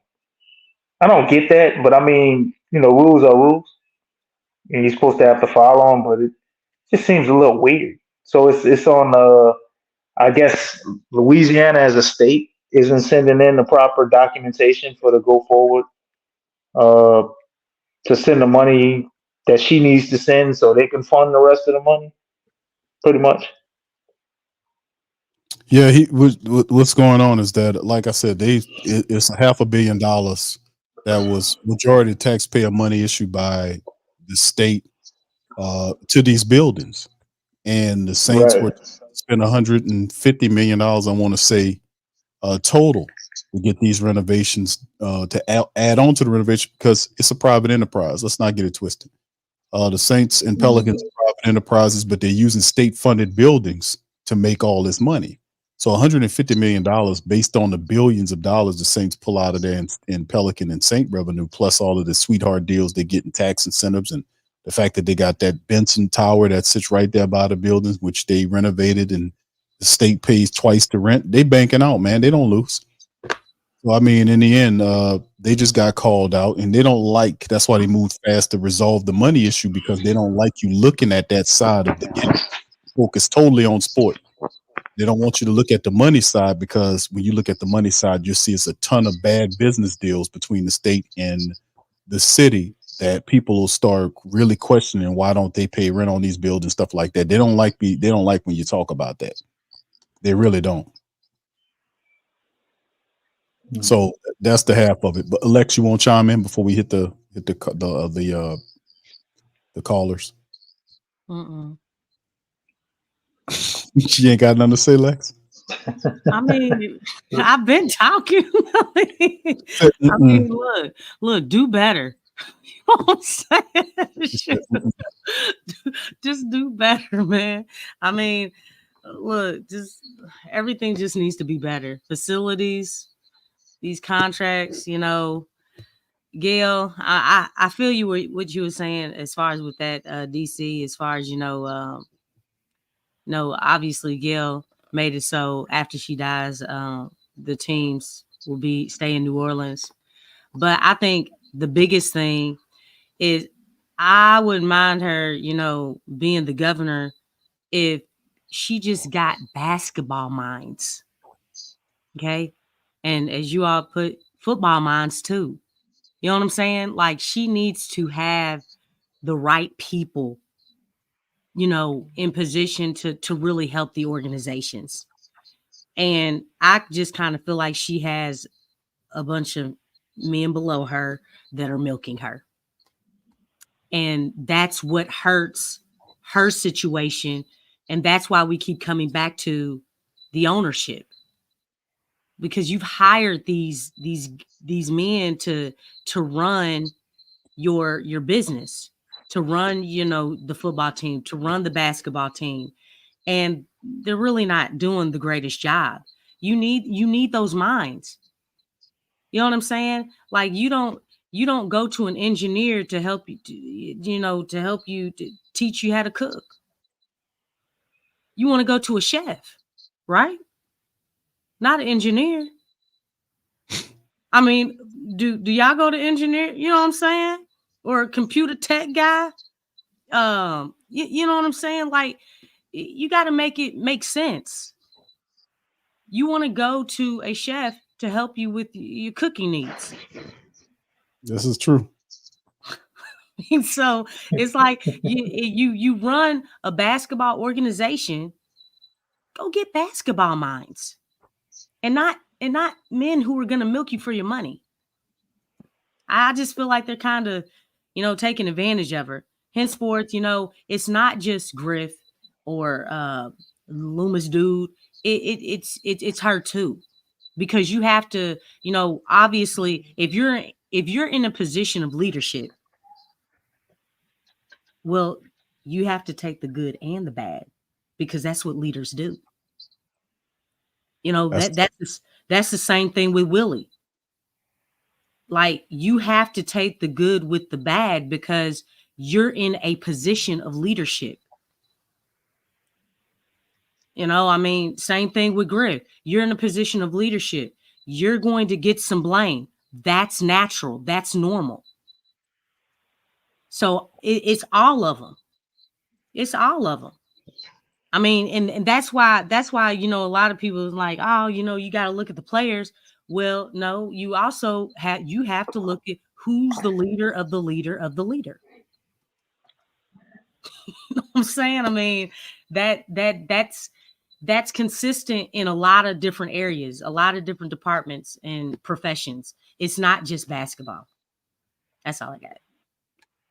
Yeah, but it's still ultimately on the players because, like you said, and you clamoring for Trey coming here can affect the leaders of the leaders. Like Trey Young coming here could potentially get Willie Green fired. So Because he's gonna expose him, stuff that we already know. Right. But when you have people that truly have a desire to be great, like you said, they shine a light on people who do not, even if they're above them or below them. So as long as we continue to, I guess, build out our organization with winners and a winning mentality, we've constantly heard that Gail is willing to open up that purse, baby, and pay that extra money. So, we need to get the Pelicans organization in a situation where it makes sense to do so. Because I think Miss Benson is willing to pay the money if it makes sense. If she pay the luxury tax that we get 49 wins, I don't think that's gonna go over too well. I know she a sweetheart and all that. They are taking advantage of her, but I think some heads would roll. Hey, but you know what, DC, even with the 49 wins, 49 wins, if the Pelicans had 49 wins last season, they would have been third in the West. They would have been third. So the thing is, it's like, if you get 49 wins and you do well in the playoffs, you see where I'm getting? Because being in the third seed, you're in the playoffs. You're in it. You're already in it. You're not fighting to get in it. And I think that's the thing. Like, look, you're in the playoffs, win some games, get to the next round. Guess what? That makes it a whole lot like, okay, look, this was a good situation. You know what I'm saying? Like, and you have to add that part in there. It's not just about having a winning season, but it's having a winning season and what you do in the postseason. Because let me tell you something. Nobody from how the Pelicans performed against OKC, nobody not once thought about, oh, the Pelicans were a top 10 defense. Well, where was it? Where was the top 10 defense? It disappeared like hell in the playoffs. I'll tell you one thing. Oh, well, the Pelicans got a top 10, top 15 offense. Well, where was it? You know what I'm saying? Like, the defense was still there. They had no offense. Well, the thing is that all that stuff is non-existent. Nobody's looking at that. That stuff means something in regular season, but from how they performed, you wouldn't have believed that the Pelicans, just by the way what you saw against OKC, that they were a top 10 defense. Mm-mm. And then the road stuff. What about the road warriors? Yeah, the reputation. Yeah. You didn't see that either. It was like none of that stuff matters. And I say this all the time: regular season is totally different from the postseason. It's two different breeds. You can't mix the two. That's why once regular season's over. All that stuff, yeah, that's cool. That's why I think it's funny when they announce the awards during the postseason. You know what I'm saying? Because it's like you start to see, oh, all right, defensive player of the year. Okay, oh my gosh, you got done. You know what I'm saying? It's like, is the defensive player of the year losing the game for the team on the defensive end? You know what I'm saying? Or MVP. Be like, okay, MVP of regular season. Oh, shoot, your team is down. What you gonna do, dog? Everybody looking at you. You the MVP. That stuff starts being thrown in your face from regular season. Because if it's not showing up in the postseason, okay, if you're getting exposed and you had that title, you just received that award, hey man, I will. Where your MVP at? Y'all know how people do. They do it every year. They do it every year, man. It's crazy how that works. Yeah, that it worked kind of against Shea this year, man. That's for certain, man. You start seeing stuff like that occur. You got to live up to it, man, in the regular season. And like you said, the bones are made, man, in the postseason, man. And the Pelicans didn't make anything but pissed a lot of family members off. That's for certain, man. All right. So let's move on, man. Let's go move into this side of the show. If you guys want to pop in, the pin is pinned. I mean, the link is pinned to the Pale chat, man. You hit that link, you can get on here and talk your stuff. Right now, the question: who would you prefer the Pelicans to trade for? Trae Young is our top person right now, with 44% of the family members saying Trae, and second, of course, is DeJounte Murray with 36%. So that's interesting. All right, we got Brother Don about to come in. Brother Don, welcome in the stream, bro. How you doing tonight? Hey, y'all can hear me? Yes, sir. We can. Oh, yeah, we hear you, brother. Yeah. Brother. Yeah, he been trying to get on for like third time's a charm. I've been missing y'all, man. I've been trying so hard to get on here. Welcome, brother. Welcome on in, my brother. How you doing tonight? Man, I'm doing good, man. Just trying not to stress too much over the Pelicans, for real. Just having a little. I feel like we at rock bottom right now, so it's like it's nowhere to go but up. So it's right. like, what you about to say, DC? Nah, I was agreeing. I said, right? Yeah, you know what I'm saying? So it's like, man, but I see the question y'all had, who would we rather from Trae, DeJounte, Garland, and who was the other one? What, just the guards? Shadion Sharp. Oh, you funny. No, you mean Cam Reddish. Who was one of the four persons? Jaden Ivey. Oh, Jaden Ivey. No, he is not an option. Who made him an option? That's horrible, Q. You putting Jaden Ivey up there, bro. Jared Allen. If y'all vote Jaden Ivey, it's supposed to be Jared Allen. No, it's Darius Garland. Darius Garland and Jared Allen. Spider Mitchell. It's probably what I should put up there. We ain't getting him. Even if he don't go to the Cleveland, that man don't want to come here. He said he won't make it out the second round. We made it out the second round, twice in franchise history? I don't think so.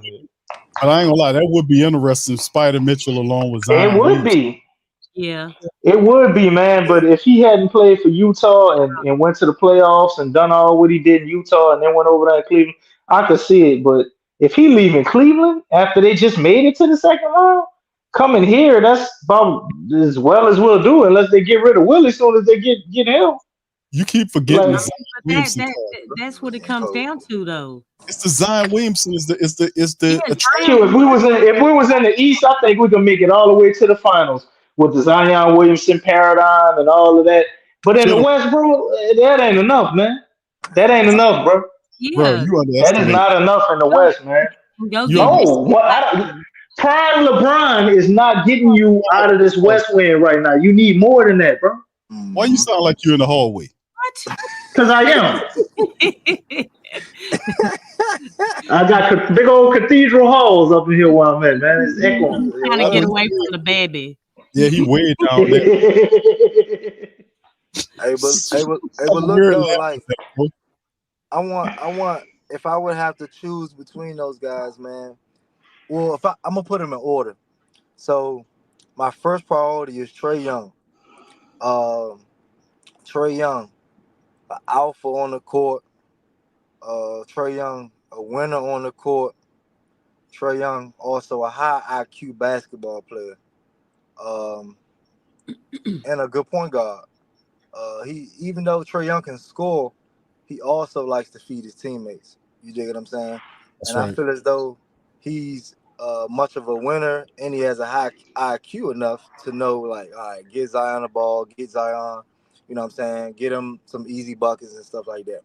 So I wouldn't worry about him being like, because DC had said earlier, we could possibly run into like another Ingram. Could we? You know what I'm saying? Because of how um, I guess ball dominant he can be sometimes, but I don't think they're two different type of players. Um, Trae Young's a winner, high IQ, and then after that, I'm going second. I'm going. Was Donovan on that list? Yes. No, he ain't, but well, I mean, you talking about the poll? Yeah. No, he wasn't on that, my brother. But I could But probably throw him on there. But yeah, I like Donovan, but I don't know if I like him with us. I think I'd rather DeJounte. Mhm.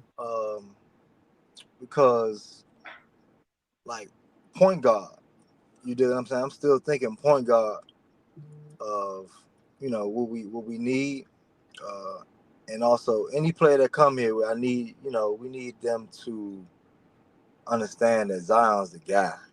You dig what I'm saying?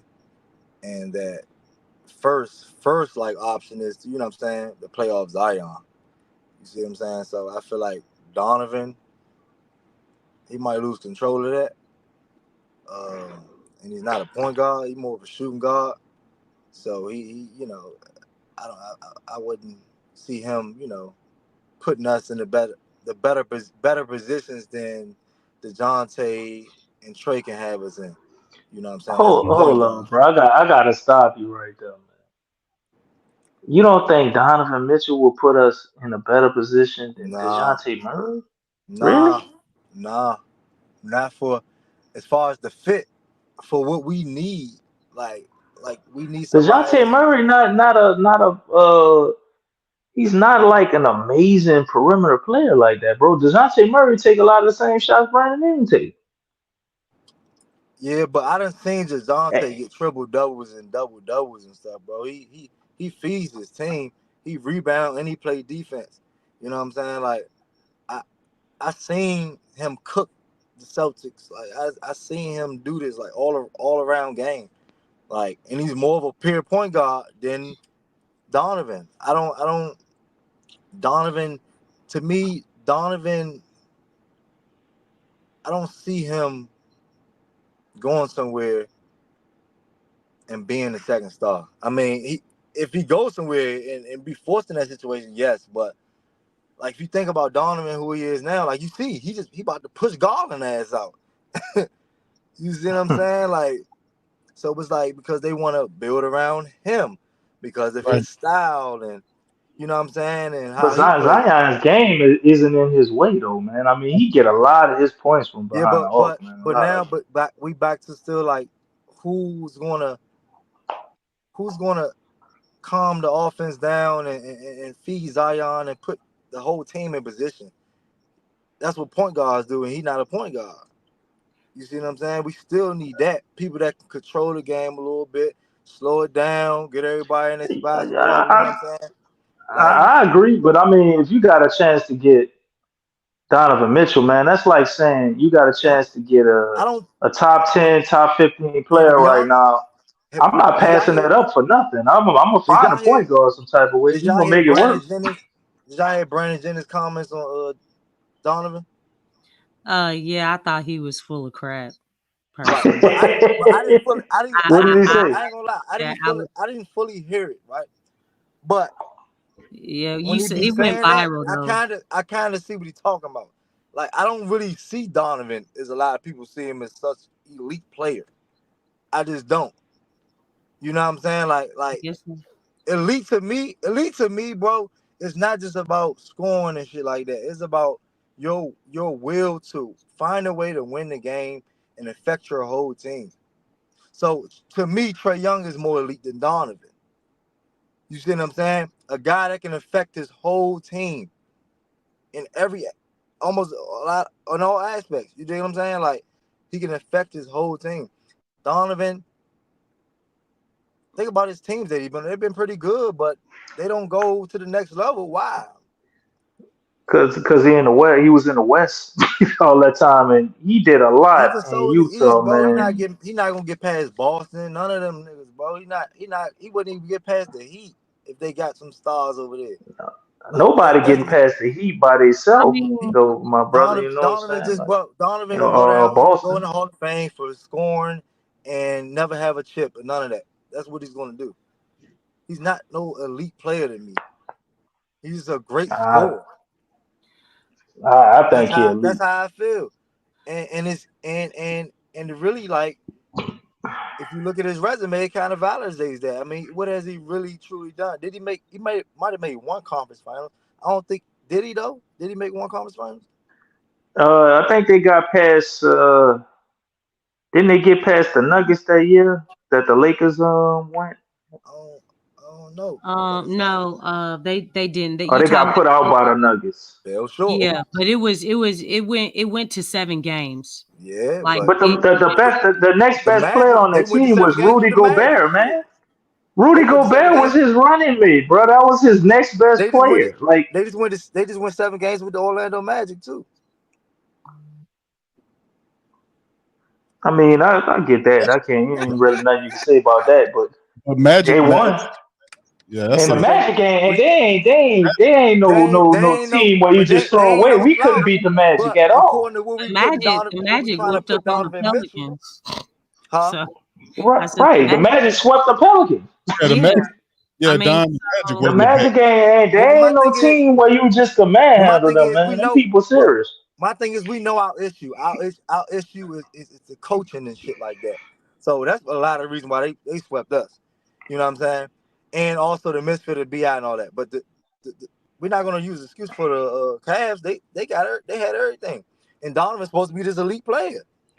But it took Nah, 7 I don't games. think the Cavs got everything. They got holes. They don't have a true small forward, to be Man, honest with you. they got some pieces. But so Shit. why do you neither do the why do Magic. you So think you know.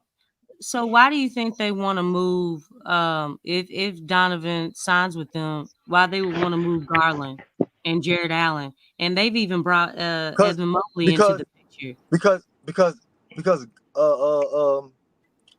Donovan has this aura, he has a superstar aura a little bit. You see what I'm saying? So it's like you look at his game, like you like, damn, like, oh shit, he a dog, like, yeah, he turning up. So you look at that, you're like, yeah, we gotta go forward with him.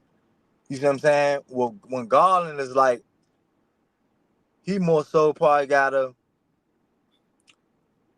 play with a guy that can, you know what I'm saying, fit with him. You know what I'm saying? Like, or that he can fit with. Like, Donovan can control. They feel like he can control the whole thing more than Garland. You know what I'm saying? So that's why they will move him. I don't think Garland. I mean, Garland not no. I mean, he's not elite. So I mean, he So still got a lot what? to prove. So So we definitely don't want Garland, right? But I don't want to say definitely because Garland might can fit good with Zion. I don't think it's. Look, we don't need. I don't think. I would like for us to have a great superstar like Trae Young with Zion, but I don't think we need a great superstar. We just need a guy that has gravity. Garland does have gravity, and he's also smart and he fits with Zion. You see what I'm saying? So it's a great fit.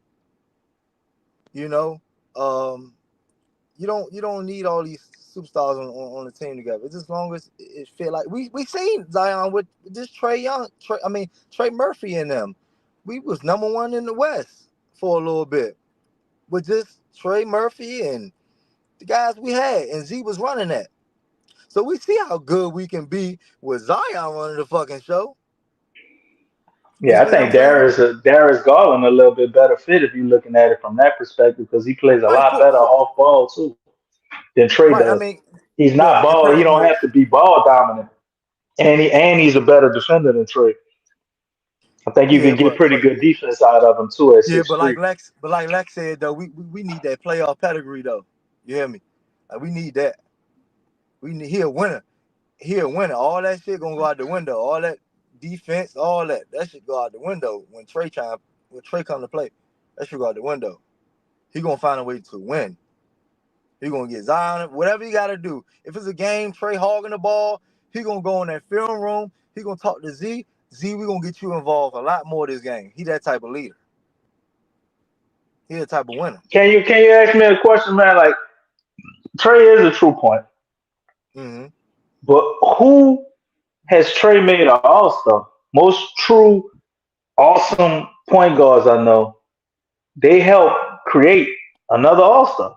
I think Clint Capella, didn't he make it one? What else with the Rockets? No, No. Yeah. I mean, it was with the Rockets. I think I don't remember being an all-star in Atlanta. I could be wrong though. Yeah, he might have been. You know what I'm saying? Like, so. But he can't make somebody an all-star who was already an all-star. But the thing is, we only like the thing is, man, that's a small sample. He only been with the Hawks, so we will have to wait and see. You know what I'm saying? We can go based on what we already have been saying, and we feel like he's a guy that gets his whole team involved. I mean, that's what he was doing when he's through his time being with the Hawks. He do his thing, but he got to do his thing. But he also get his teammates involved at the same time. You know what I'm saying? He mixed it up. Doubles. He's led the league in assists before and all that. Nah, I like Trey. I'll be happy to get him. But my thing is a lot of his assists when I go look at him, it's like he's stat stuffing it a little bit, you know what I mean? But like actually elevating the level of players around him, I ain't really seen that much. Which I don't think we really need that, so I don't think that's an issue. But just imagine this DC. I ain't gonna lie, DC. This envision a playoff game, man. I don't give a fuck who we going against. And Trae Young, Zion in the fourth quarter playing off each other, and Trae Young throw the lob to Zion. And Trae Young looking at the crowd like this is our shit. This is our house. Like this imagine that, bro. I already see the victories that we can create with that duo, man. Mm-hmm. I see that. I see just like Trae Young could be like, man, we in the A. Trae gonna bring that shit, man. We in the NO. I see it, man, but I'm not trying to hitch my wagon to just one person because I know the Pels organization, and I'm struggling to believe that they can pull this off. Yeah, that's why I'm like, hey, Darius Garland, I think we could get that one. We could do that. If they get Trey, I'll be happy. You know what I mean? But Trey, I think I'm hearing all the stuff like, oh, people don't really want Trey. You're hearing all that bullshit right now. But when the season is really over, I think Trey is gonna be the number one guy out there on the market, man.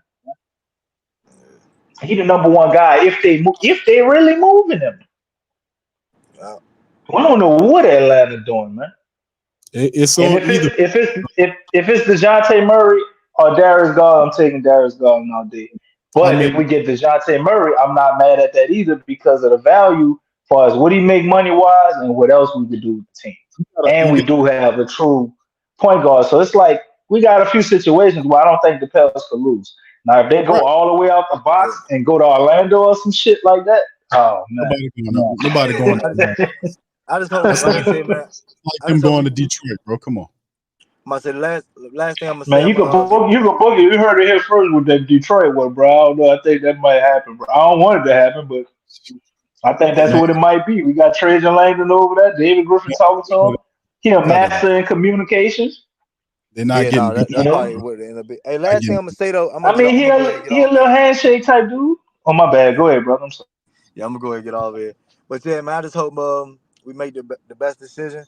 Um, and I think that might happen. That's a big possibility that Pistons, because Trajan Langdon, BI probably won't be out over there, and we probably end up getting Jaden and Jalen Durant. I don't mind that. If that's what happened, that's what happened. We got to make some damn move. It don't even matter at this point. I just want to see us get better No, and improve. no, I hope Willie still gets fired. that's not better Uh, than. but That's other not than better that, man, I think Borrego might go to the Pistons too than. and everything. So, but anyway, so yeah, that's all I gotta say, man. But I hope we make the right decisions, man. So yeah, man. Appreciate y'all though.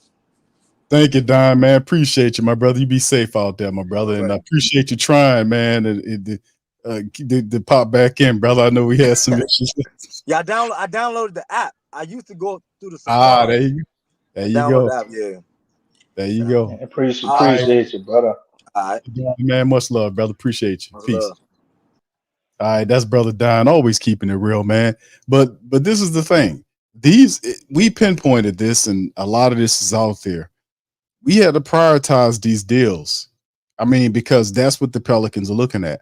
They attempted to trade with the Atlanta Hawks during the season, and they got a little greedy. They wanted Herb Jones in the deal, and the Pelicans said no.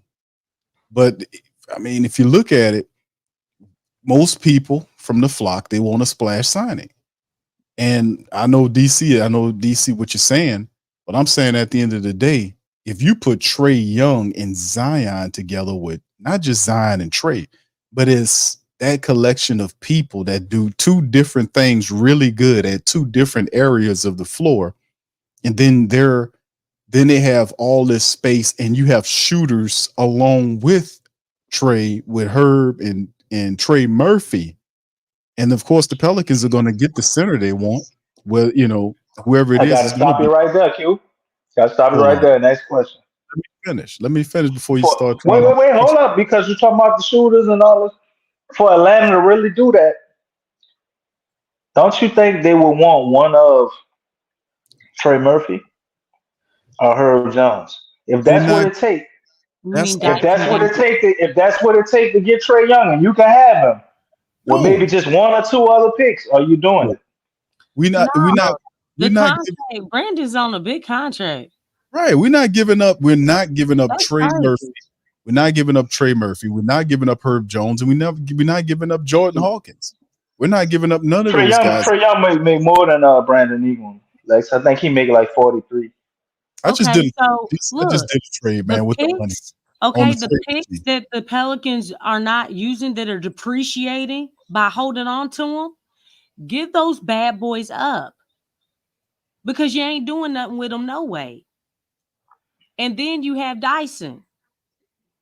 You know what I'm saying? He's a nice young player. He's a defensive. They need defense.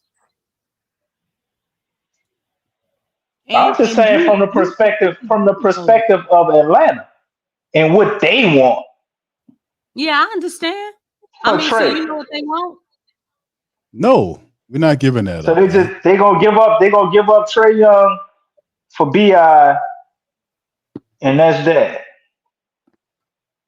You're gonna add a center with it. You're not gonna get BI for the Pelicans are gonna attempt to try to get, like I said, they're gonna try to flip BI into two starters, and they could, depending on who they give up. Now, this trade here, I got them giving the center that they wanted. They wanted the backup center for the Hawks. And Why now why are the Hawks doing all of this for us? What are got, we giving them?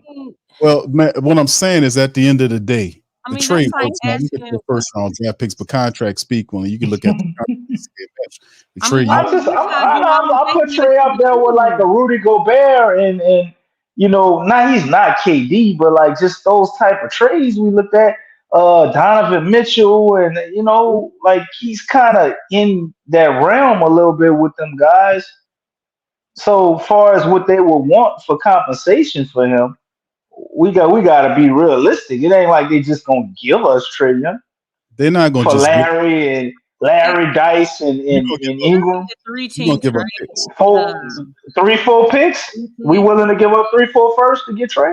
Hell, they got 100 first round picks. The people are loaded with first Now, I'm round. just saying, like the price, it ain't gonna be cheap to get Man, him. I mean, how do you know? I mean, because it seemed like everybody else been getting deals. Dallas got a deal with Gafford. You know for what I'm real. saying? That ain't Trey. That ain't Trey Young, Les. That ain't Hey, a Trey Young it doesn't caliber matter. player. They Even got to with get off him. Rudy, why did Utah give up? Or why did T Wolves take that deal? Why did they give that Take up? what deal? It's like as And far Rudy as Gobert. the T Wolves with I Utah. mean, yeah, I know they gave up 5 first round picks to get Rudy Yeah, so Gobert. why did they do that? I mean, we can ask all these whys, No, no, but no. why I'm don't saying, you are we gonna do that? or you can look at That's all I'm Phoenix. saying. Look what Are they we did. willing to get him at any cost, or I mean, are we willing to get anybody else at any cost? I mean, like what are the Pelicans trying to do? DC tripping Lexxah. What are the I'm Pelicans trying asking to do? questions, man. I'm just asking Yeah, questions because we're all I yeah, don't think but we I'm just just getting trade for Larry, a couple of picks in BI. Like I don't or Dyson. I don't think it's I that mean, easy. you That's can all They I'm got also to. saying. do three-team trades too, DC. That's I right. mean, it doesn't have to just be between two teams. There's ways around this. There's the cash considerations, all that stuff. There's a whole bunch of situations where they look if the Celtics can trade head coaches to the Clippers, okay. I mean, we No, could even I'm trade all packages. for it. Listen, we can put I trade think I packages think we could of Willie possibly get Green him, and but Griff, you know what together and trade them if for if Atlanta wants what they want, what they the people wanted Herb. So if they adamant about them getting Herb, look, we'll give you Trey. You give us Herb, Bi, whatever. We give you Trey and whatever they to match the salaries. Are we still doing it? Or would y'all still want that to happen? If you That's what I'm compare, asking. that was for if you DeJounte.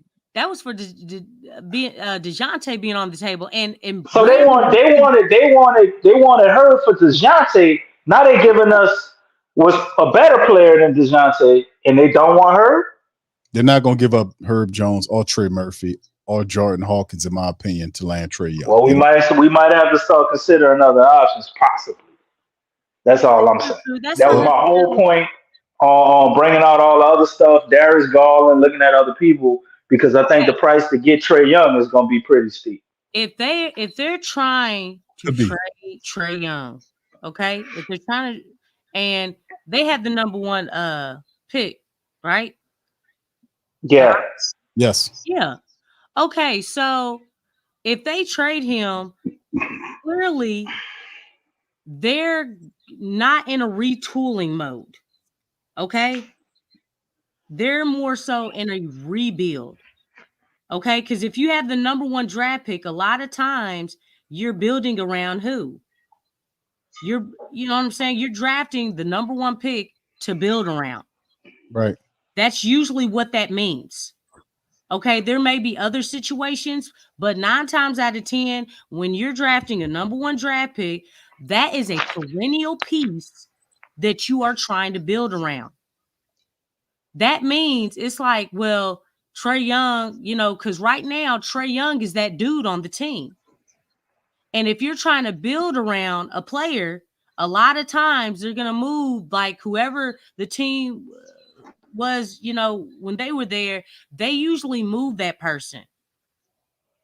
So, I mean, what I'm saying is getting somebody like Herb, you know what I'm saying? Because obviously you're not in a win now situation. That doesn't even make sense. Herb is a stellar defender. He's a stud defender. What are you going to do with this dude? What are you going to do with a defender like that who is ready to contend, who's in the position to contend? I mean, I think you have to think about their situation. They're probably going to, a lot of times they want to get young pieces. Yep. Okay. That's why I keep saying Dyson, because Dyson is basically a poor man's version of Herb, right? And plus he's young. Got the shooting. He's young. And then the picks. Those things, youth and picks have value. Actually, a lot of times they hold more value than an actual player, unless you're trying to win now. And if they have the number one pick and they want to get the number one pick and they want to build around that number one pick, then they don't mind. Their mentality is totally different from a team that's trying to win now.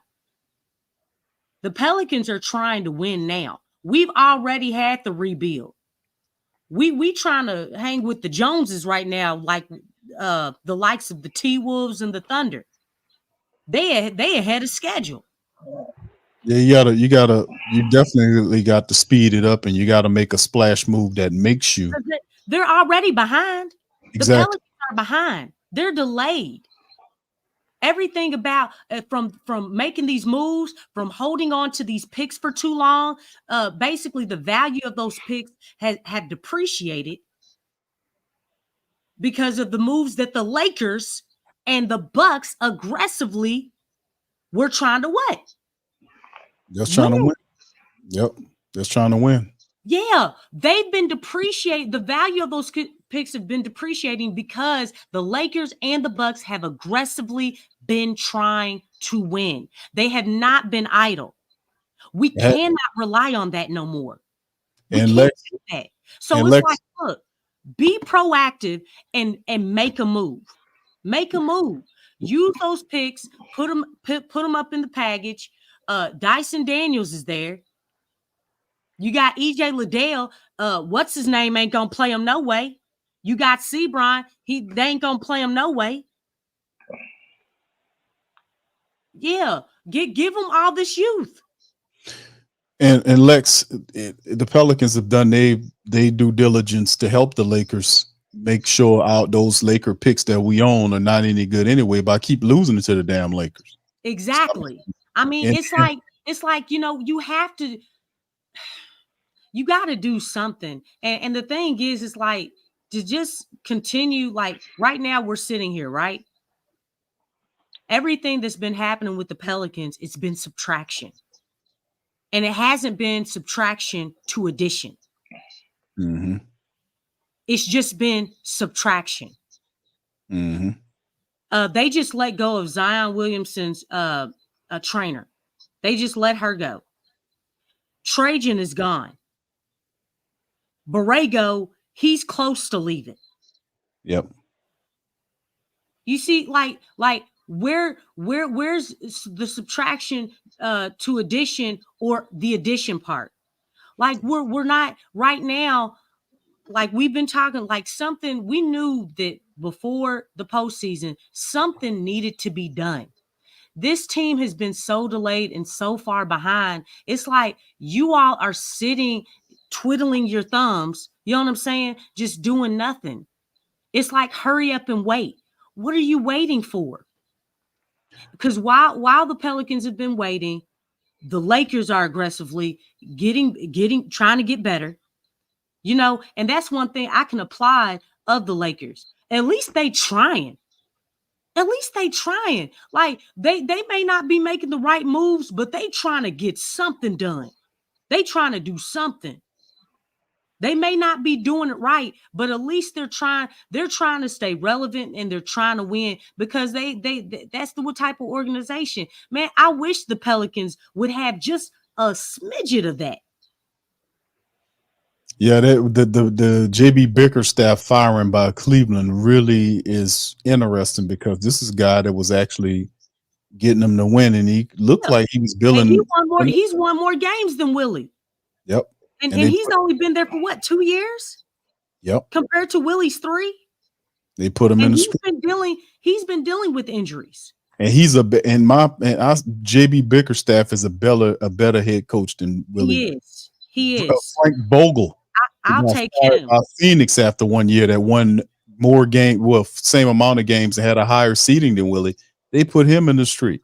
So I mean, you got guys out there, head coach wise, that are more experienced and better head coaches currently than Willie Green. But the Pelicans feel like they got their man. We kind of stuck with them. But yes, I do think the Pelicans, the smart money move would definitely be a DeJounte Murray, no doubt about it. But I think the Hawks, according to what they're putting out, they're not going to trade both these guys, Young and Murray. They're going to decide they're going to see what they can get for one versus the other. And looks like they're really looking, and Adrian Wojnarowski said that they're looking to really move Trae Young for an asset that can bring him back, that can help the team move forward along with the first round draft pick or whoever they do keep. So they do have a process to see what's the better trade they can get for either one of these guys. And Cleveland's an interesting thing as well. So we'll just have to monitor it to see, man. But yeah, both of those teams have players that the Pelicans want, and we're salivating over whether it's Jared Allen or Darius Garland or Atlanta with Trae Young or the backup center.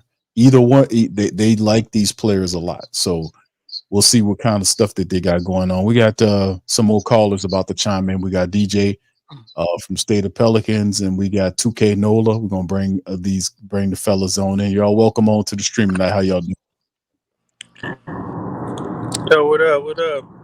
How you doing, brother? I'm chilling. That's what's up. How y'all doing though? Good, Chris. How you feeling tonight, bro? What do you think about some of the rumors circulating around some of the players we discussed tonight? Of course, Trae Young. We talked about Darius Garland. We talked about DeJounte Murray. We talked about Spider Mitchell. What do you think about some of these potential trade candidates for the Pelicans, Brandon Ingram? First on my end, I called it last time I chatted with y'all that your boy Trajan was gonna go, and a lot of people undermining the impact of what that's gonna have on the team. So I think because when he was coming out, before he was hired, he was the highest sought after person as a GM outside of the OKC dude, and for good reason. He know what he doing. So now it's like the people we got coming in, it's like you don't know how they're going to draft. You don't know who they value as players. You don't know how they see talent. And I think that's going to hurt the Pelicans a little bit because it's like 50-50. They're either going to do it right or they're going to do it wrong, and we either going to go up or down. And now people wanting all these big players to come in and save the team. But you're going to need to get somebody in here that know what they're doing. Like, I think Donovan Mitchell would be the most suitable guy for this team because you need somebody that could take over and close games in the fort. And he one of those guys you could put the ball in his hand and not be nervous about it, you know. Really shifty. He move around. He don't just sit in the corner. So he's one of those guys that you would really want on your team. Yeah, drop a couple 50 balls on you real quick. And having somebody like that on side of Zion is dangerous. You know, you want somebody like a splash player, like a Steph. Like, I don't think Trae Young is going to be it. I really don't have faith in that type of player for this team. I don't think that's going to move the needle for us at all. I think people are going to see that and just see a defensive liability. If it was Kyrie, I'd have been like, cool. But Trae Young, I don't trust it. Like, I think the biggest splash we'll be able to get is Donovan Mitchell, and we'll have to go all in to do it. You know, like, I would give up anything because the Pelicans have a lot of one-dimensional players on the team. We got a lot of people that can score, can't defend. You got a lot of people, and then scoring is not even like big scoring. I think the scoring is like 10 points, 12 points. We're not going to really begin. We got a lot of one-dimensional players. They either defend, can't score, because score, can't defend. Or you got people that rebound but can't protect the rim. Like, we gotta have those complete players on the team. And I think the Pelicans should look to moving some of the guys. You don't gotta gut the whole team, but I think Donovan Mitchell is the guy we should go after. And if not, go bigger than that. If you could, go big. Like when you're trying to move Brandon Ingram, it's just how do people value Brandon Ingram on the market right now? If that's gonna be who you're trading, because this new GM might do something totally left that we don't suspect. I don't know about that, bro. Even though we got a new GM, we still got the same old VP. Shout out to you, Sean. Appreciate you. The true GM too. Yeah, you got it. Everybody makes that mistake. Even mainstream media thinks he's the GM. They do. Shout out to Sean R. Castro. Right, this ain't even big news. Trajan Langdon. Trey B.I., Dyson Daniels, Larry Nance, Valanciunas after we re-sign them. We'll get Trey Young, Clint Capella. This will financially work. Jonas, our picks. This should work. Thank you. Appreciate you, Sean, for the super chat, my brother. So they said we getting Jonas back. I thought Jonas was out. I No, thought he's saying sign him and make him a sign trade for Atlanta. But last I heard from inside that Jonas was okay. What you signing say? trade? He's just gonna look to sign with a new team. No, but whatever new team he want to be with, you can get them guys to do signing trades a lot of time. Like Lonzo Ball wanted to leave, and he wanted to go to the Bulls. He went where he wanted, and we kind of facilitated it in a trade. His contract was pretty much about to be up. So I think you do the same thing with Jonas, but I don't. Is that what Atlanta wants? Does Jonas want to go to Atlanta? Would be the question. Yeah. They paying him, I guess. Why would Jonas do us that favor though?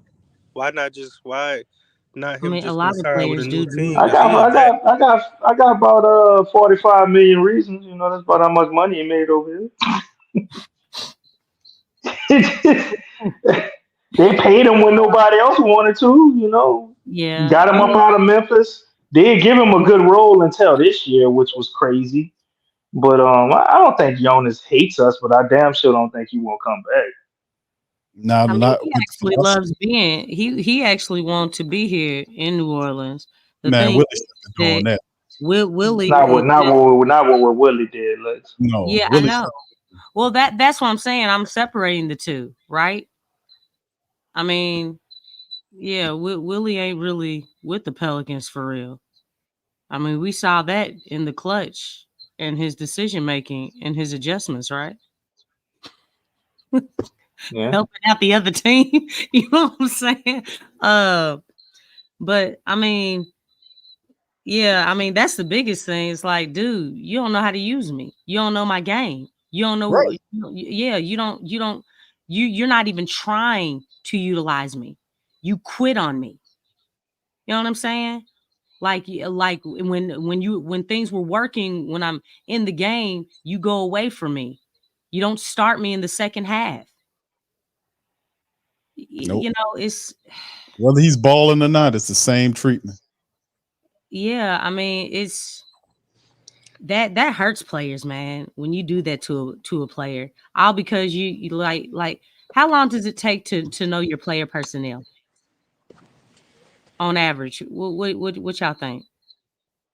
Depends on the new coach. If you're a new coach, probably I'd give it about 20 games.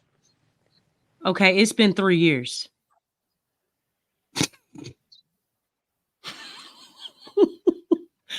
I rest my case, Your Honor. Yeah, I'd give it about 20 games to know exactly who you got. And but Willie Green's situation, I'm pretty sure they're not gonna get rid of him because he improved every year. And not our season is undermined. It just we won 49 games. That would have been a really good record last season. A lot of teams improved in the West. And our season, this team is not a bad team. We're in a bad situation now with Trajan leaving and Jonas leaving because it's like everybody's trade package I've seen is banking on if Jonas would give us a signing trade because Ingram value then went down a little bit. Like I ain't according to who 2K Nola How did Ingram's value go down according to who? Because you got to think about it. The way Ingram plays is slow. It's really, really slow. Yeah. And you got a lot of teams playing with a lot of speed, and seeing the way that Ingram played in the playoffs, being that guy, like a lot of teams not checking for Ingram, especially if Donovan gonna be on the board. Like what other teams need a Brandon Ingram right now? You could name probably two or three. Any team who don't have a perimeter wing, a premier wing, I think would be willing to take him. But do they have what we want? I can name some teams that like Utah. You know what I'm saying? Why wouldn't they want him? I'm sure Miami would want him. Philly. Utah. Cleveland. How do you Atlanta. negotiate Brandon Ingram being the prize in any deal? You're gonna be like, hey, No. That's not what I'm saying. I'm just saying there's teams I'm sure that want him. They got a lot of people saying he's more coveted than Trey Young. I don't know how true that is, but that's what because some of the news is saying. He taller. Huh? He taller. He play a little more defense now. He can actually score. Trey Young is gonna cost you 40 something. I don't know how much Brandon Ingram gonna cost you, but $7 million less than Trey Young. And then BBI want the max, so that's $50 million. Trey Young is actually cheaper. I don't know if anybody's gonna give him that max though. That's crazy. I think they will. We look at a guy like you look at Jaylen Brown. Jaylen Brown got $370 million, huh? Or what is it, 310 or 370? Who did you say? Jaylen Brown? Oh, yeah. Are you Jaylen Brown got 300 something million. Are you seeing what he's doing in the playoffs? I don't care. Jaylen Brown, you take him off that team, my eyes don't lie. You take him off that team and you put him somewhere else, I don't see him doing all that. They got a good team. But he's been carrying a team over Tatum. And Tatum is the dude. I get that. Jaylen Brown on this team any day over here. I get that, but I don't want Jaylen Brown for 300 something million. That's all I don't think he a $300 million player. I don't I don't see that. I don't see that. That's all I'm saying. You know what? The thing he's a good player. He's out there balling. Plus, not only that, he's been with the team. He's been available. Not only that, they've gone to the Eastern Conference Finals like 3 years in a row. I mean, not 3 years in a row. They've been there every single. It's been longer than that. But we're not gonna act like they not in the East. The East kind of top heavy. They got like two, 3 teams, and that be it. All I'm saying is that when you look at his contract, it makes a whole lot more sense than what Brandon's working with. No, that's right, Lex. But I'm just saying, if he can get 300 million, that's almost like $60 million something a year. Mm-hmm. Might be more. Is it more? It's might about be more to than go that, depending higher. on the year. Yeah, that's what I'm saying. Like we are looking at that like that, but they got other teams out there that might not consider that as much. Can you look at Kawhi Leonard got 296 million? He don't even play, and they'll happily keep giving him more money to keep people in the seats. For him. And he played 68 games. What is Brandon? He played 68 games probably in 4 years. Kawhi always hurt.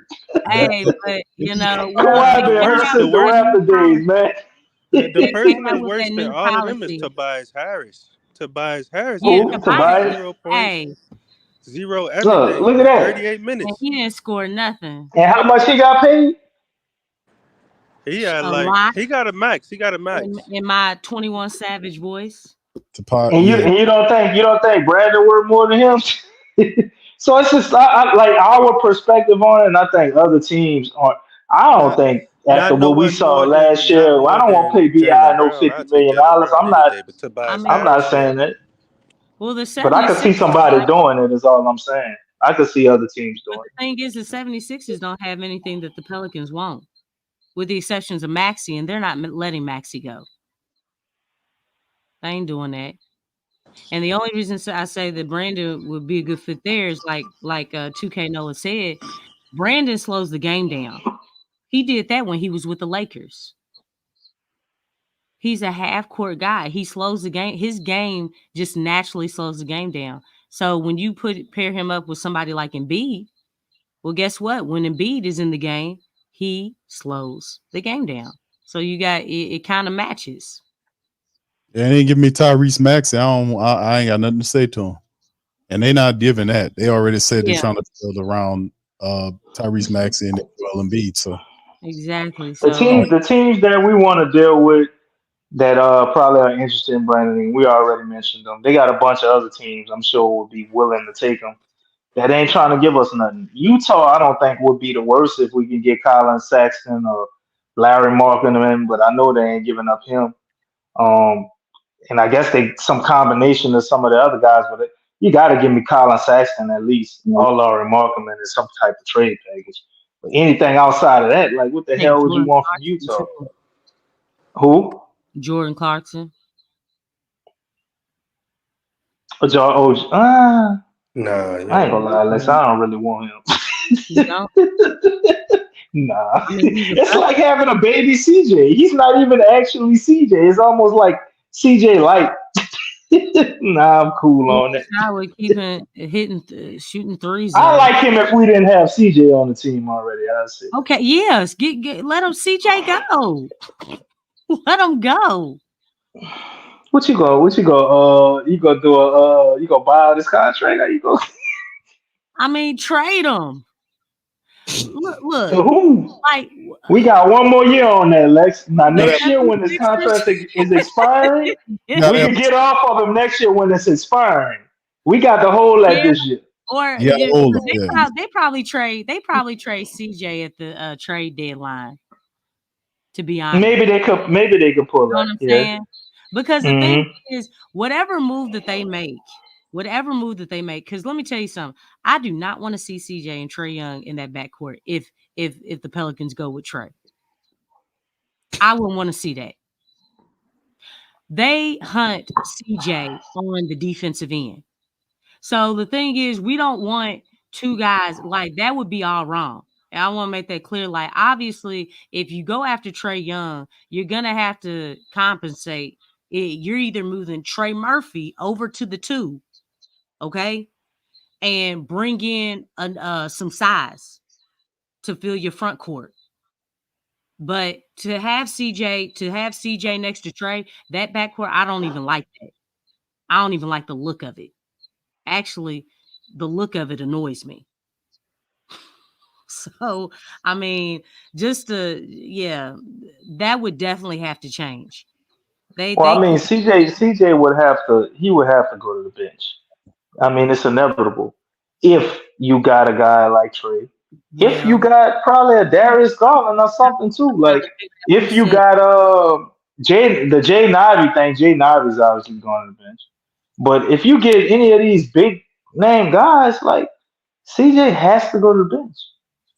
Because you have to start Trey Murphy after you give him a contract extension. You cannot not start him again. So whatever we don't like about CJ, as far as the small backcourt, I don't even think they're gonna do that because they can't. If you get Trae Young here, you have to send CJ to the bench. You have to. Defensively, it's not gonna work. Or unless we're shifting our whole total philosophy and we're just gonna be an offense first team and we don't care about defense no more. You have to bench him. He's got to be the most highly paid 6-man in the league. It's either that or you just do the DeJounte Murray trade because they're not trading CJ right now, Lex. Yeah, I know. Somebody ain't trading him. Somebody stated that. And they how he played with Zion too. He is just. Yeah, I know, but I mean the thing is CJ being paid too much. I mean, for him not to show up in big moments, it's like, dog, what are you getting paid all that money for? It don't match up. Like you ain't performing at a high level in the bright lights. Player rep. Yeah, don't nobody got time for that. Better come up off that bread. Shoot, get some to me and the rest of the panel. You know what I'm saying? CJ McCollum making out like a fat rat right now, Lex. Huh? Making out CJ McCollum making out like a fat rat right now with cheese. Yeah, and let me tell you something. Y'all heard his interview. Y'all heard his interview, man. Look, look, both him and Brandon stated very clear, like they got their money. And CJ made that very clear. You know what I'm saying? So they already know what they doing. They know what they doing. Shoot, all them metaphors, like as far as CJ, making them comments, always coming back to his money. Hey man, don't nobody got time for that. Ain't nobody stupid. We pay attention. He got his bread. He need to take a pay cut, and he got to go. Got to go. CJ Sign taking a pay cut, Lex. I ain't taking no pay cut, Lex. I look at exactly. Not the politician. Right, I'm 3-point shooting. I was one of the top 3-point shooters in the NBA. I ain't taking nothing, no pay cuts. I need this. They got a lot of teams would happily take CJ if he was like 2 or 3 years younger. Yeah. And the thing is, he don't have no quickness or nothing. He don't have none of that. I mean, floater game. I gotta give him that, Lex. He get to his little dancing bag with that floater. You know? All right. I want to look at everything. Okay. I want to look at everything. Hold on now, Lex. You can't say you got a floater. That dude is a dribble machine. Oh yeah, he'll dance on when he's feeling himself. And let me tell you something. He feels himself a lot. Oh, I'm dancing. Oh, I'm dancing. Oh, look what I'm doing. Oh, getting a shimmy here, shimmy there. You know what I'm saying? Look, coming down, trying to put up them threes. Like, dog, move the ball. You are not hot. This ain't no heat check. It ain't no heat check. What are you doing? And then his poor decisions. That dude panics in the clutch too. Dude, you the reason why that 0-26 exists and a 0-27. Panicking. Yeah. He's been the main one handling that rock during the clutch in close games. He'll put that sandwich up there with no conscience either. Go back and look at him. He'll put that ball. He'll take that shot with no conscience at all, man. I done seen him do it many times. I ain't saying like, no. Some of them he hit a lot of them. And for a veteran, and you're making poor decisions like you're a rookie or a second-year player, hecky no. He's got to go. I think we good, though. I think we good. I don't think we need much. This team just don't need to lose both Ingram and Jonas without getting a splash player. And I mean, a splash player, somebody that you can rely on when Zion don't have to do all the work. Simple as that. When we get that, Trey Murphy, I feel like he's going to cover his end. If he could pick it up a little bit on the defensive end and play like a Jaden Daniels or Jalen Williams, a little bit on that end, the Pelicans going to be straight. And it's going to be finally time to talk about Western Conference Finals with them because they not far behind the top 4 teams in the West, which is Minnesota, Denver, OKC, and Dallas. who other team? Dallas. They're not far behind those teams. Every time they battled those teams, it was a good fight, and it wasn't bad blowouts. So, but bro, you make a great point about that, but it's a big difference in those teams that you mentioned. Yeah, and it's coaching. Yeah, that's a big difference. That's the equalizer, bro. That's the equalizer. You've heard us talk about the coaching, man. You know, you've seen Willie in action. Man. He is not it. Well, y'all heard him. Master P said call him. Okay, well, let's do it. Like at this point, I'm with it, man. Get P up in there, man. For real. And change our intro music when they bring the players out to make them say Yeah. Do that IDDC intro, whatever they got. ICDC intro. The ICDC intro. No. ICDC college. Call 1-800-255 ICDC. Yes, Man. indeed. That Romeo up and down. But I think isn't James Borrego leaving too? We getting hit He's from all trying to. cylinders right now. So Yeah. if James leave, I do think they got a bunch of young, hungry, college offensive minded coaches in there that we could, if you really evaluate them, they really have good offensive schemes. But I just don't think they take the time on evaluating coaches. They look at the price more than looking at the mindset of the coach you bringing in. Because there's no way that Van Gundy hiring should have happened. Right. Not with that offensive scheme. And there's no, like the Willie Green one, I'm pretty sure they extended him because that deal probably didn't cost them much. Did they ever get the numbers on that deal? No, they don't even talk about it, bro. They're not even talking about it. And if you ask You got the Dennis Allen deal, but they might as well have the same amount of years and the same amount of money. What's the Dennis Allen deal, DC? 5 years, $30 million, or something crazy. Why else wouldn't they show it, man? It's not listed. That's their way. They hide the contracts from you, so you don't know. So It's bad. If they hiding it, it's bad. They knew it was gonna be bad. They were all over his contract. You know what I'm saying? Right. That's public information. So, and apparently, if you're a reporter and you're asking about those contracts, you get your media card revoked. Well, that's how they keep control. I mean, that's how you get a bunch of lapdogs. Now we have some good reporters there, and they know that most of them guys they work for these papers and these different media operations, and that's how they make their money. So they have to be quite agreeable and subservient to the rules of the Pelicans. So if the media manager tells you what questions not to ask, you better not ask them or risk not getting your pass approved the next time You be going your ass back to ICDC college. I think the Pelicans should stand firm, man. We only giving up if we giving up somebody, it's gonna be either CJ or Ingram. We ain't giving y'all nothing else. And just stand it like that, stand it and give us a splash play. You're gonna have to give up some of them picks. You could give up the 2 from this year, whether they want to do that, and give up a player like I give up Dyson. No lie, because we could do with slide Hawkins in there, slide Trey in there, slide Jose in there, and I think that'll be a good rotation.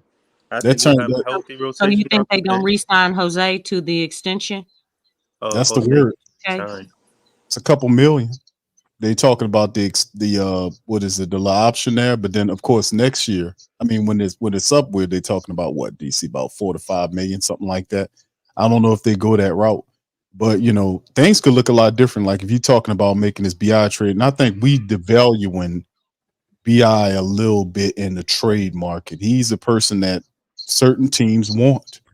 They want BI, and like I said, Atlanta gonna have a tough stance on Trey. I think DeJounte Murray does make a lot of sense for the Pelicans. But it depends on what direction this team's going in terms of who they want, who they, what they see a move that they need to make them kind of equalize that gap between not talent, but like when we talk about Minnesota and we talk about Denver, we talk about Memphis, we talk about Houston, we talk about all these other teams. And like we mentioned, the Clippers, they got a brand new building.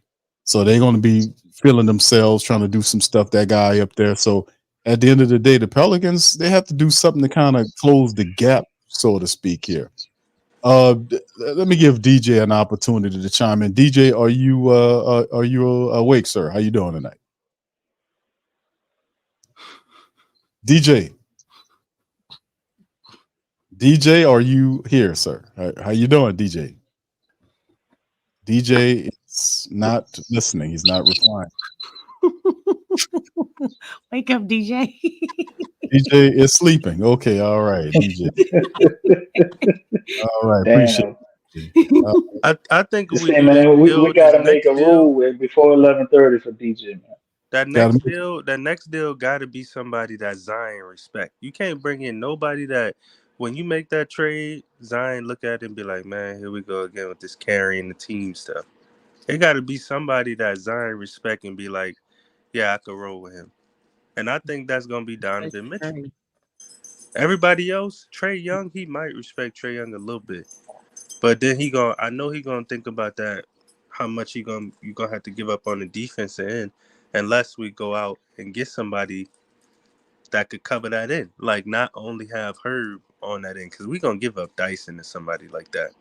You could tell it's going to look different, though, to be honest with you, 2K, because the Pelicans right now, we got a lot of players. They talk about defense with Najee and Jose Alvarado and Herb Jones.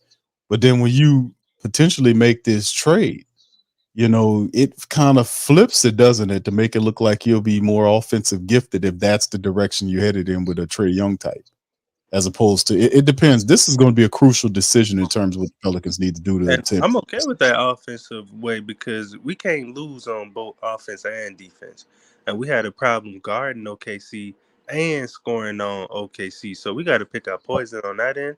And I'd rather go with that offensive piece because it's working for the Pacers, even though they got some injury luck. But that scoring piece was something that got them all the way through the play-in tournament and playing against people. But I'll definitely take that scoring route, knowing that we got a Herb in the lineup. Because when it comes to the playoffs, everybody on the bench ain't going to play. You're going to have to get people in there that's solid in the rotation. And I think that rotation, the Hawkins, Trey, Murphy, Larry, and I don't know if Larry going to be here. But Hawk, Trey Murphy, Larry, and what's his name? Jose. That's a solid 4 coming off the bench. Know what they doing, been playing. Just get your starting 5 right. And then we straight. We ain't got too far to go. We right at the needle. Yeah. Good point on that, bro. DC, you want to comment on that before we get ready? I'm going to give you and Lex opportunity to comment on that before we get ready to do what DJ did and shut the stream now. No, I mean, I really ain't got no comment on that one. That's actually a good point. So I'm gonna go ahead and let that ride and defer to Lex. Oh, thank you. Shout out DC. Much love. One love. Much love, much love. One love. Much love, much love. Go ahead, Lex. Yeah, I just this definitely the team just got to make a change, man, and get better. Like I said before, I definitely want to go after the guys who perform at a high level in the playoffs because we already know that if they perform well in the playoffs, that they're going to perform well in regular season. So if we go for those type guys, which is Trae Young, which is D Mitch, I like those guys. I think with this team, everybody on this team has capitalized off of Zion's gravity. But Zion does not really have the luxury of capitalizing off of someone else's gravity, which would be nice for him to do, to get him easier shots, to get, reciprocate that love. So that would be nice by getting, that high IQ player, guys that know the game, that perform in the clutch, perform under pressure. That's what this team needs. I don't think it's so much because I know the last time 2K you stated that it's not so much as getting like a star because obviously you're seeing a lot of these super teams and they're not doing well.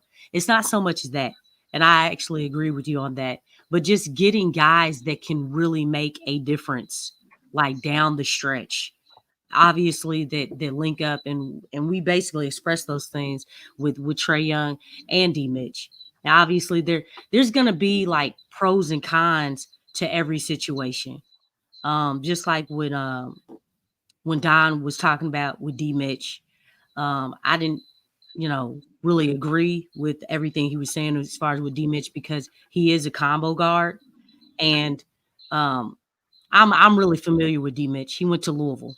And so Louisville is my college team. And I've been familiar with him since high school. But he was known like because Rick Pitino was the head coach of Louisville. And he always said, you did not get into the game unless you play defense. A lot of people don't know this. D Mitch was drafted for his defense. not his offense. He was basically forced into his offensive game, because that's what Utah needed. So, but best believe D. Mitch is actually a defensive player. A lot of people don't know that. I mean, I can tell you about it because I watched all the Louisville games. I'm familiar with his game, and Rick Pitino is a straight up defensive coach. That's what he's known for. Full court pressing. That's Rick Pitino. Okay. So you have to be in astronomical shape. You have to play on that end of the floor. So I actually like D. Mitch because of that fact, because he is a two-way player in my mind. Most people probably disagree, but again, that's what I'm going off of because that's what he showed like in college, and that's what he was drafted for at Utah. But yeah, between those two guys, I like those two guys. As far as big men, I'm not really gone off of Jared Allen like that. Jared Allen, DC, and I know you brought this up earlier, but you said, why have they, the Cavs been trying to trade him? Well, last season, when the lights were really bright for Jared Allen, he didn't perform well. And now with this injury, they wanted him to get a shot, I think in his leg or wherever he was having an injury at, so he could play and help the team. He didn't want to do that. Yeah, he refused. So my point, Lex, was why haven't they been able to trade him? They've been trying to trade him for 2 years. That's what I was saying. Well, and saying that the asking price for him is probably more than what most people want to pay. Wasn't that a part of that injuries? Because injuries hit the team, and he just started balling. Remember he that? was balling yeah, he was balling. He actually him and Darius Garland was over there lighting it up, man. And when Darius Garland went down, that boy had 30-point games, and he was balling out of control. Right. I mean, but I think people don't want him because, again, in the playoffs, he doesn't do the greatest. Like, again, he's like a regular season guy. And that's great in regular season, but for the Pelicans, what are the Pelicans trying to do? We trying to win at a high level, trying to advance in the playoffs. And if that's the goal, then we need that goal to carry over within the trades of getting the guys that are going to perform well. Because if you get guys that perform well in the playoffs, they're going to perform well in regular season. We want to go for that. The big stage. The big stage, and not, we need you to do well in regular season. No, we have guys here right now that, regular season was great. Road Warriors, great. Top 10 defense, great. Top 10, 15 offense, great. Playoffs. Where did all that stuff go? You know what I'm saying? Like, we need that high performance on the big stages so that we can start building the Pelicans brand, building that Pelicans name as, hey, we're playoff contenders and not playoff pretenders. Yeah, it's gonna be interesting this year, man, to see what moves the Pelicans gonna make, man. It's gonna be fun to see what they do indeed, man. Let me give DJ one last opportunity to resurrect himself talking on the podcast. DJ, are you there? Calling DJ. Are you there, DJ? DJ, unmute yourself and talk to the family. DJ. There's nothing going on there. He is sound asleep in dreamland. All right. He has left the building, says Ray. DJ has left the building. He is gone. All right. Shout out to 2K Nola, man, for popping and dropping in. Appreciate you. Shout out to you, my brother. Thank you as always. Shout out to DC, man. Appreciate y'all make sure y'all go see the new movie One Love, man. Show DC some love by going to see One Love. Get your tickets know it's been out for a while. We need at least 5 more people in DC will get a free Jamaican lager, he says. So y'all go there, 5 more tickets, and DC rather will get that free Jamaican beer that he loves, that red stripe. DC. I'm glad you chose violence, man. That's right. Shout out to you. I'm so glad. I shot the sheriff. But he didn't shoot the deputy. He didn't shoot the deputy. Yes, that's violence. That's who shot him. You say that's violence. That ain't violence. That's justice.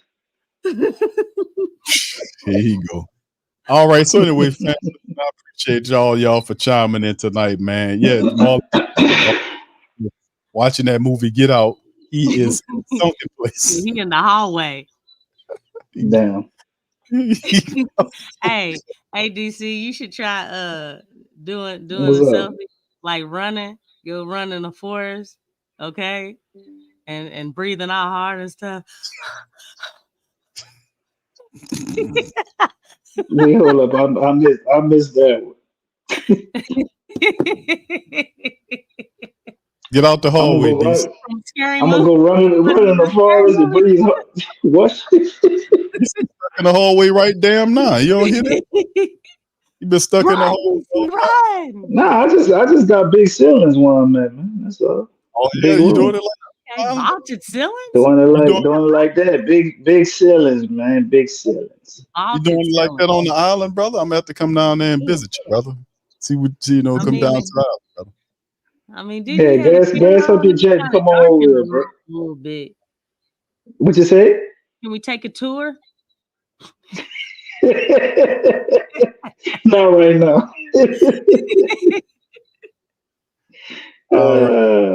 Ready to leave out here. Listen, I appreciate all y'all for chiming in tonight, man. We'll be back later on next week, man, talking more about the Pelicans' latest developments, man. Moves in to happen. We seen Trajan Langdon. Shout out to Trajan. Finally, 3 times the charm. Never quit until you get what you want. He ended up as a VP of the Detroit Pistons. Pretty sure Bryce, what's the man name? Bryce something or other. Damn, goddamn, got the man name. Bryce Graham. Bryce, no, it's Bryce. Bryson. It's Bryson something or other. Your name. Bryce Graham. Bryson Graham. We just went over this last time. I was right. Bryson Graham. That's right. I just thought it sounded right. Thank you, Lex. You see, got it wrong. So thank you, Lex. Appreciate that. You know how I do all it. Right. You know what I'm saying? You see, got it wrong. Talking about Bison Graham. I'm like, what this dude, Street Fighter fan ass dude over here. All right, but listen, man, we're gonna get ready. Thank you, Kamal. Thank you. We gathered that. So basically, Griff has been officially hired as the GM. Pretty much. And he's got a coffee assistant. Oh, goodness gracious, man. Oh, who we drafting now, man? 2K did have a good point, though. The fact that Trajan is not there, I think, man, we about to, ain't no telling what we about to see, man. Lex, we ain't about to see nothing, Lex, because he wasn't making the picks anyway. Whoever he was telling them to draft, he's like, I got you. I'll take you into consideration. And Swin, if you are listening, girl, come on, man. Represent. Step it up. Step your game up. Swin, she should have been the person that's in the job. She is a winner. She won everywhere. That's who you want winning the team. That's who you want running the team. A person that has a kind of resume, Olympic gold medals, championships in college, 3 championships as a pro. She's a Hall of Famer. This lady has won everywhere. That's who you want running the team. She knows basketball. She knows ball and not the producer of One Love. We need that. We need her running the team. All right. So with that being said, let me get out on that. That was cute. Appreciate y'all for hollering at us on this show. Listen, man, we're going to get at y'all on another one, man. We appreciate you. We'll be back next week with some more PPR flash reports and other Pelicans news, man. Y'all hit the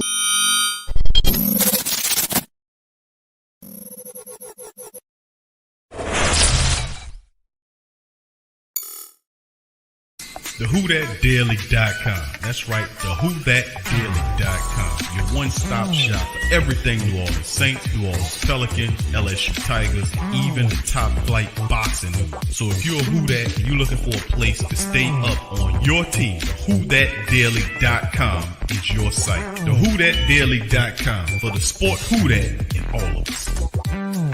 That's right, the Pro Shop is the platform store where you can go and buy all the latest merch to support the platform. Available at the Pro Shops, we have dozens of hundreds of products available for you and your family. Unisex tees for men and women, hoodies and sweatshirts, tank tops, kids and baby items, long sleeve tees, mugs, pillows, wall art, bath bedding, face masks, phone cases, stickers, bags, fanny packs, socks, hats, and many other items. Please feel free to check out the Pro Shops. The link is in the description section below. And remember, it helps the platform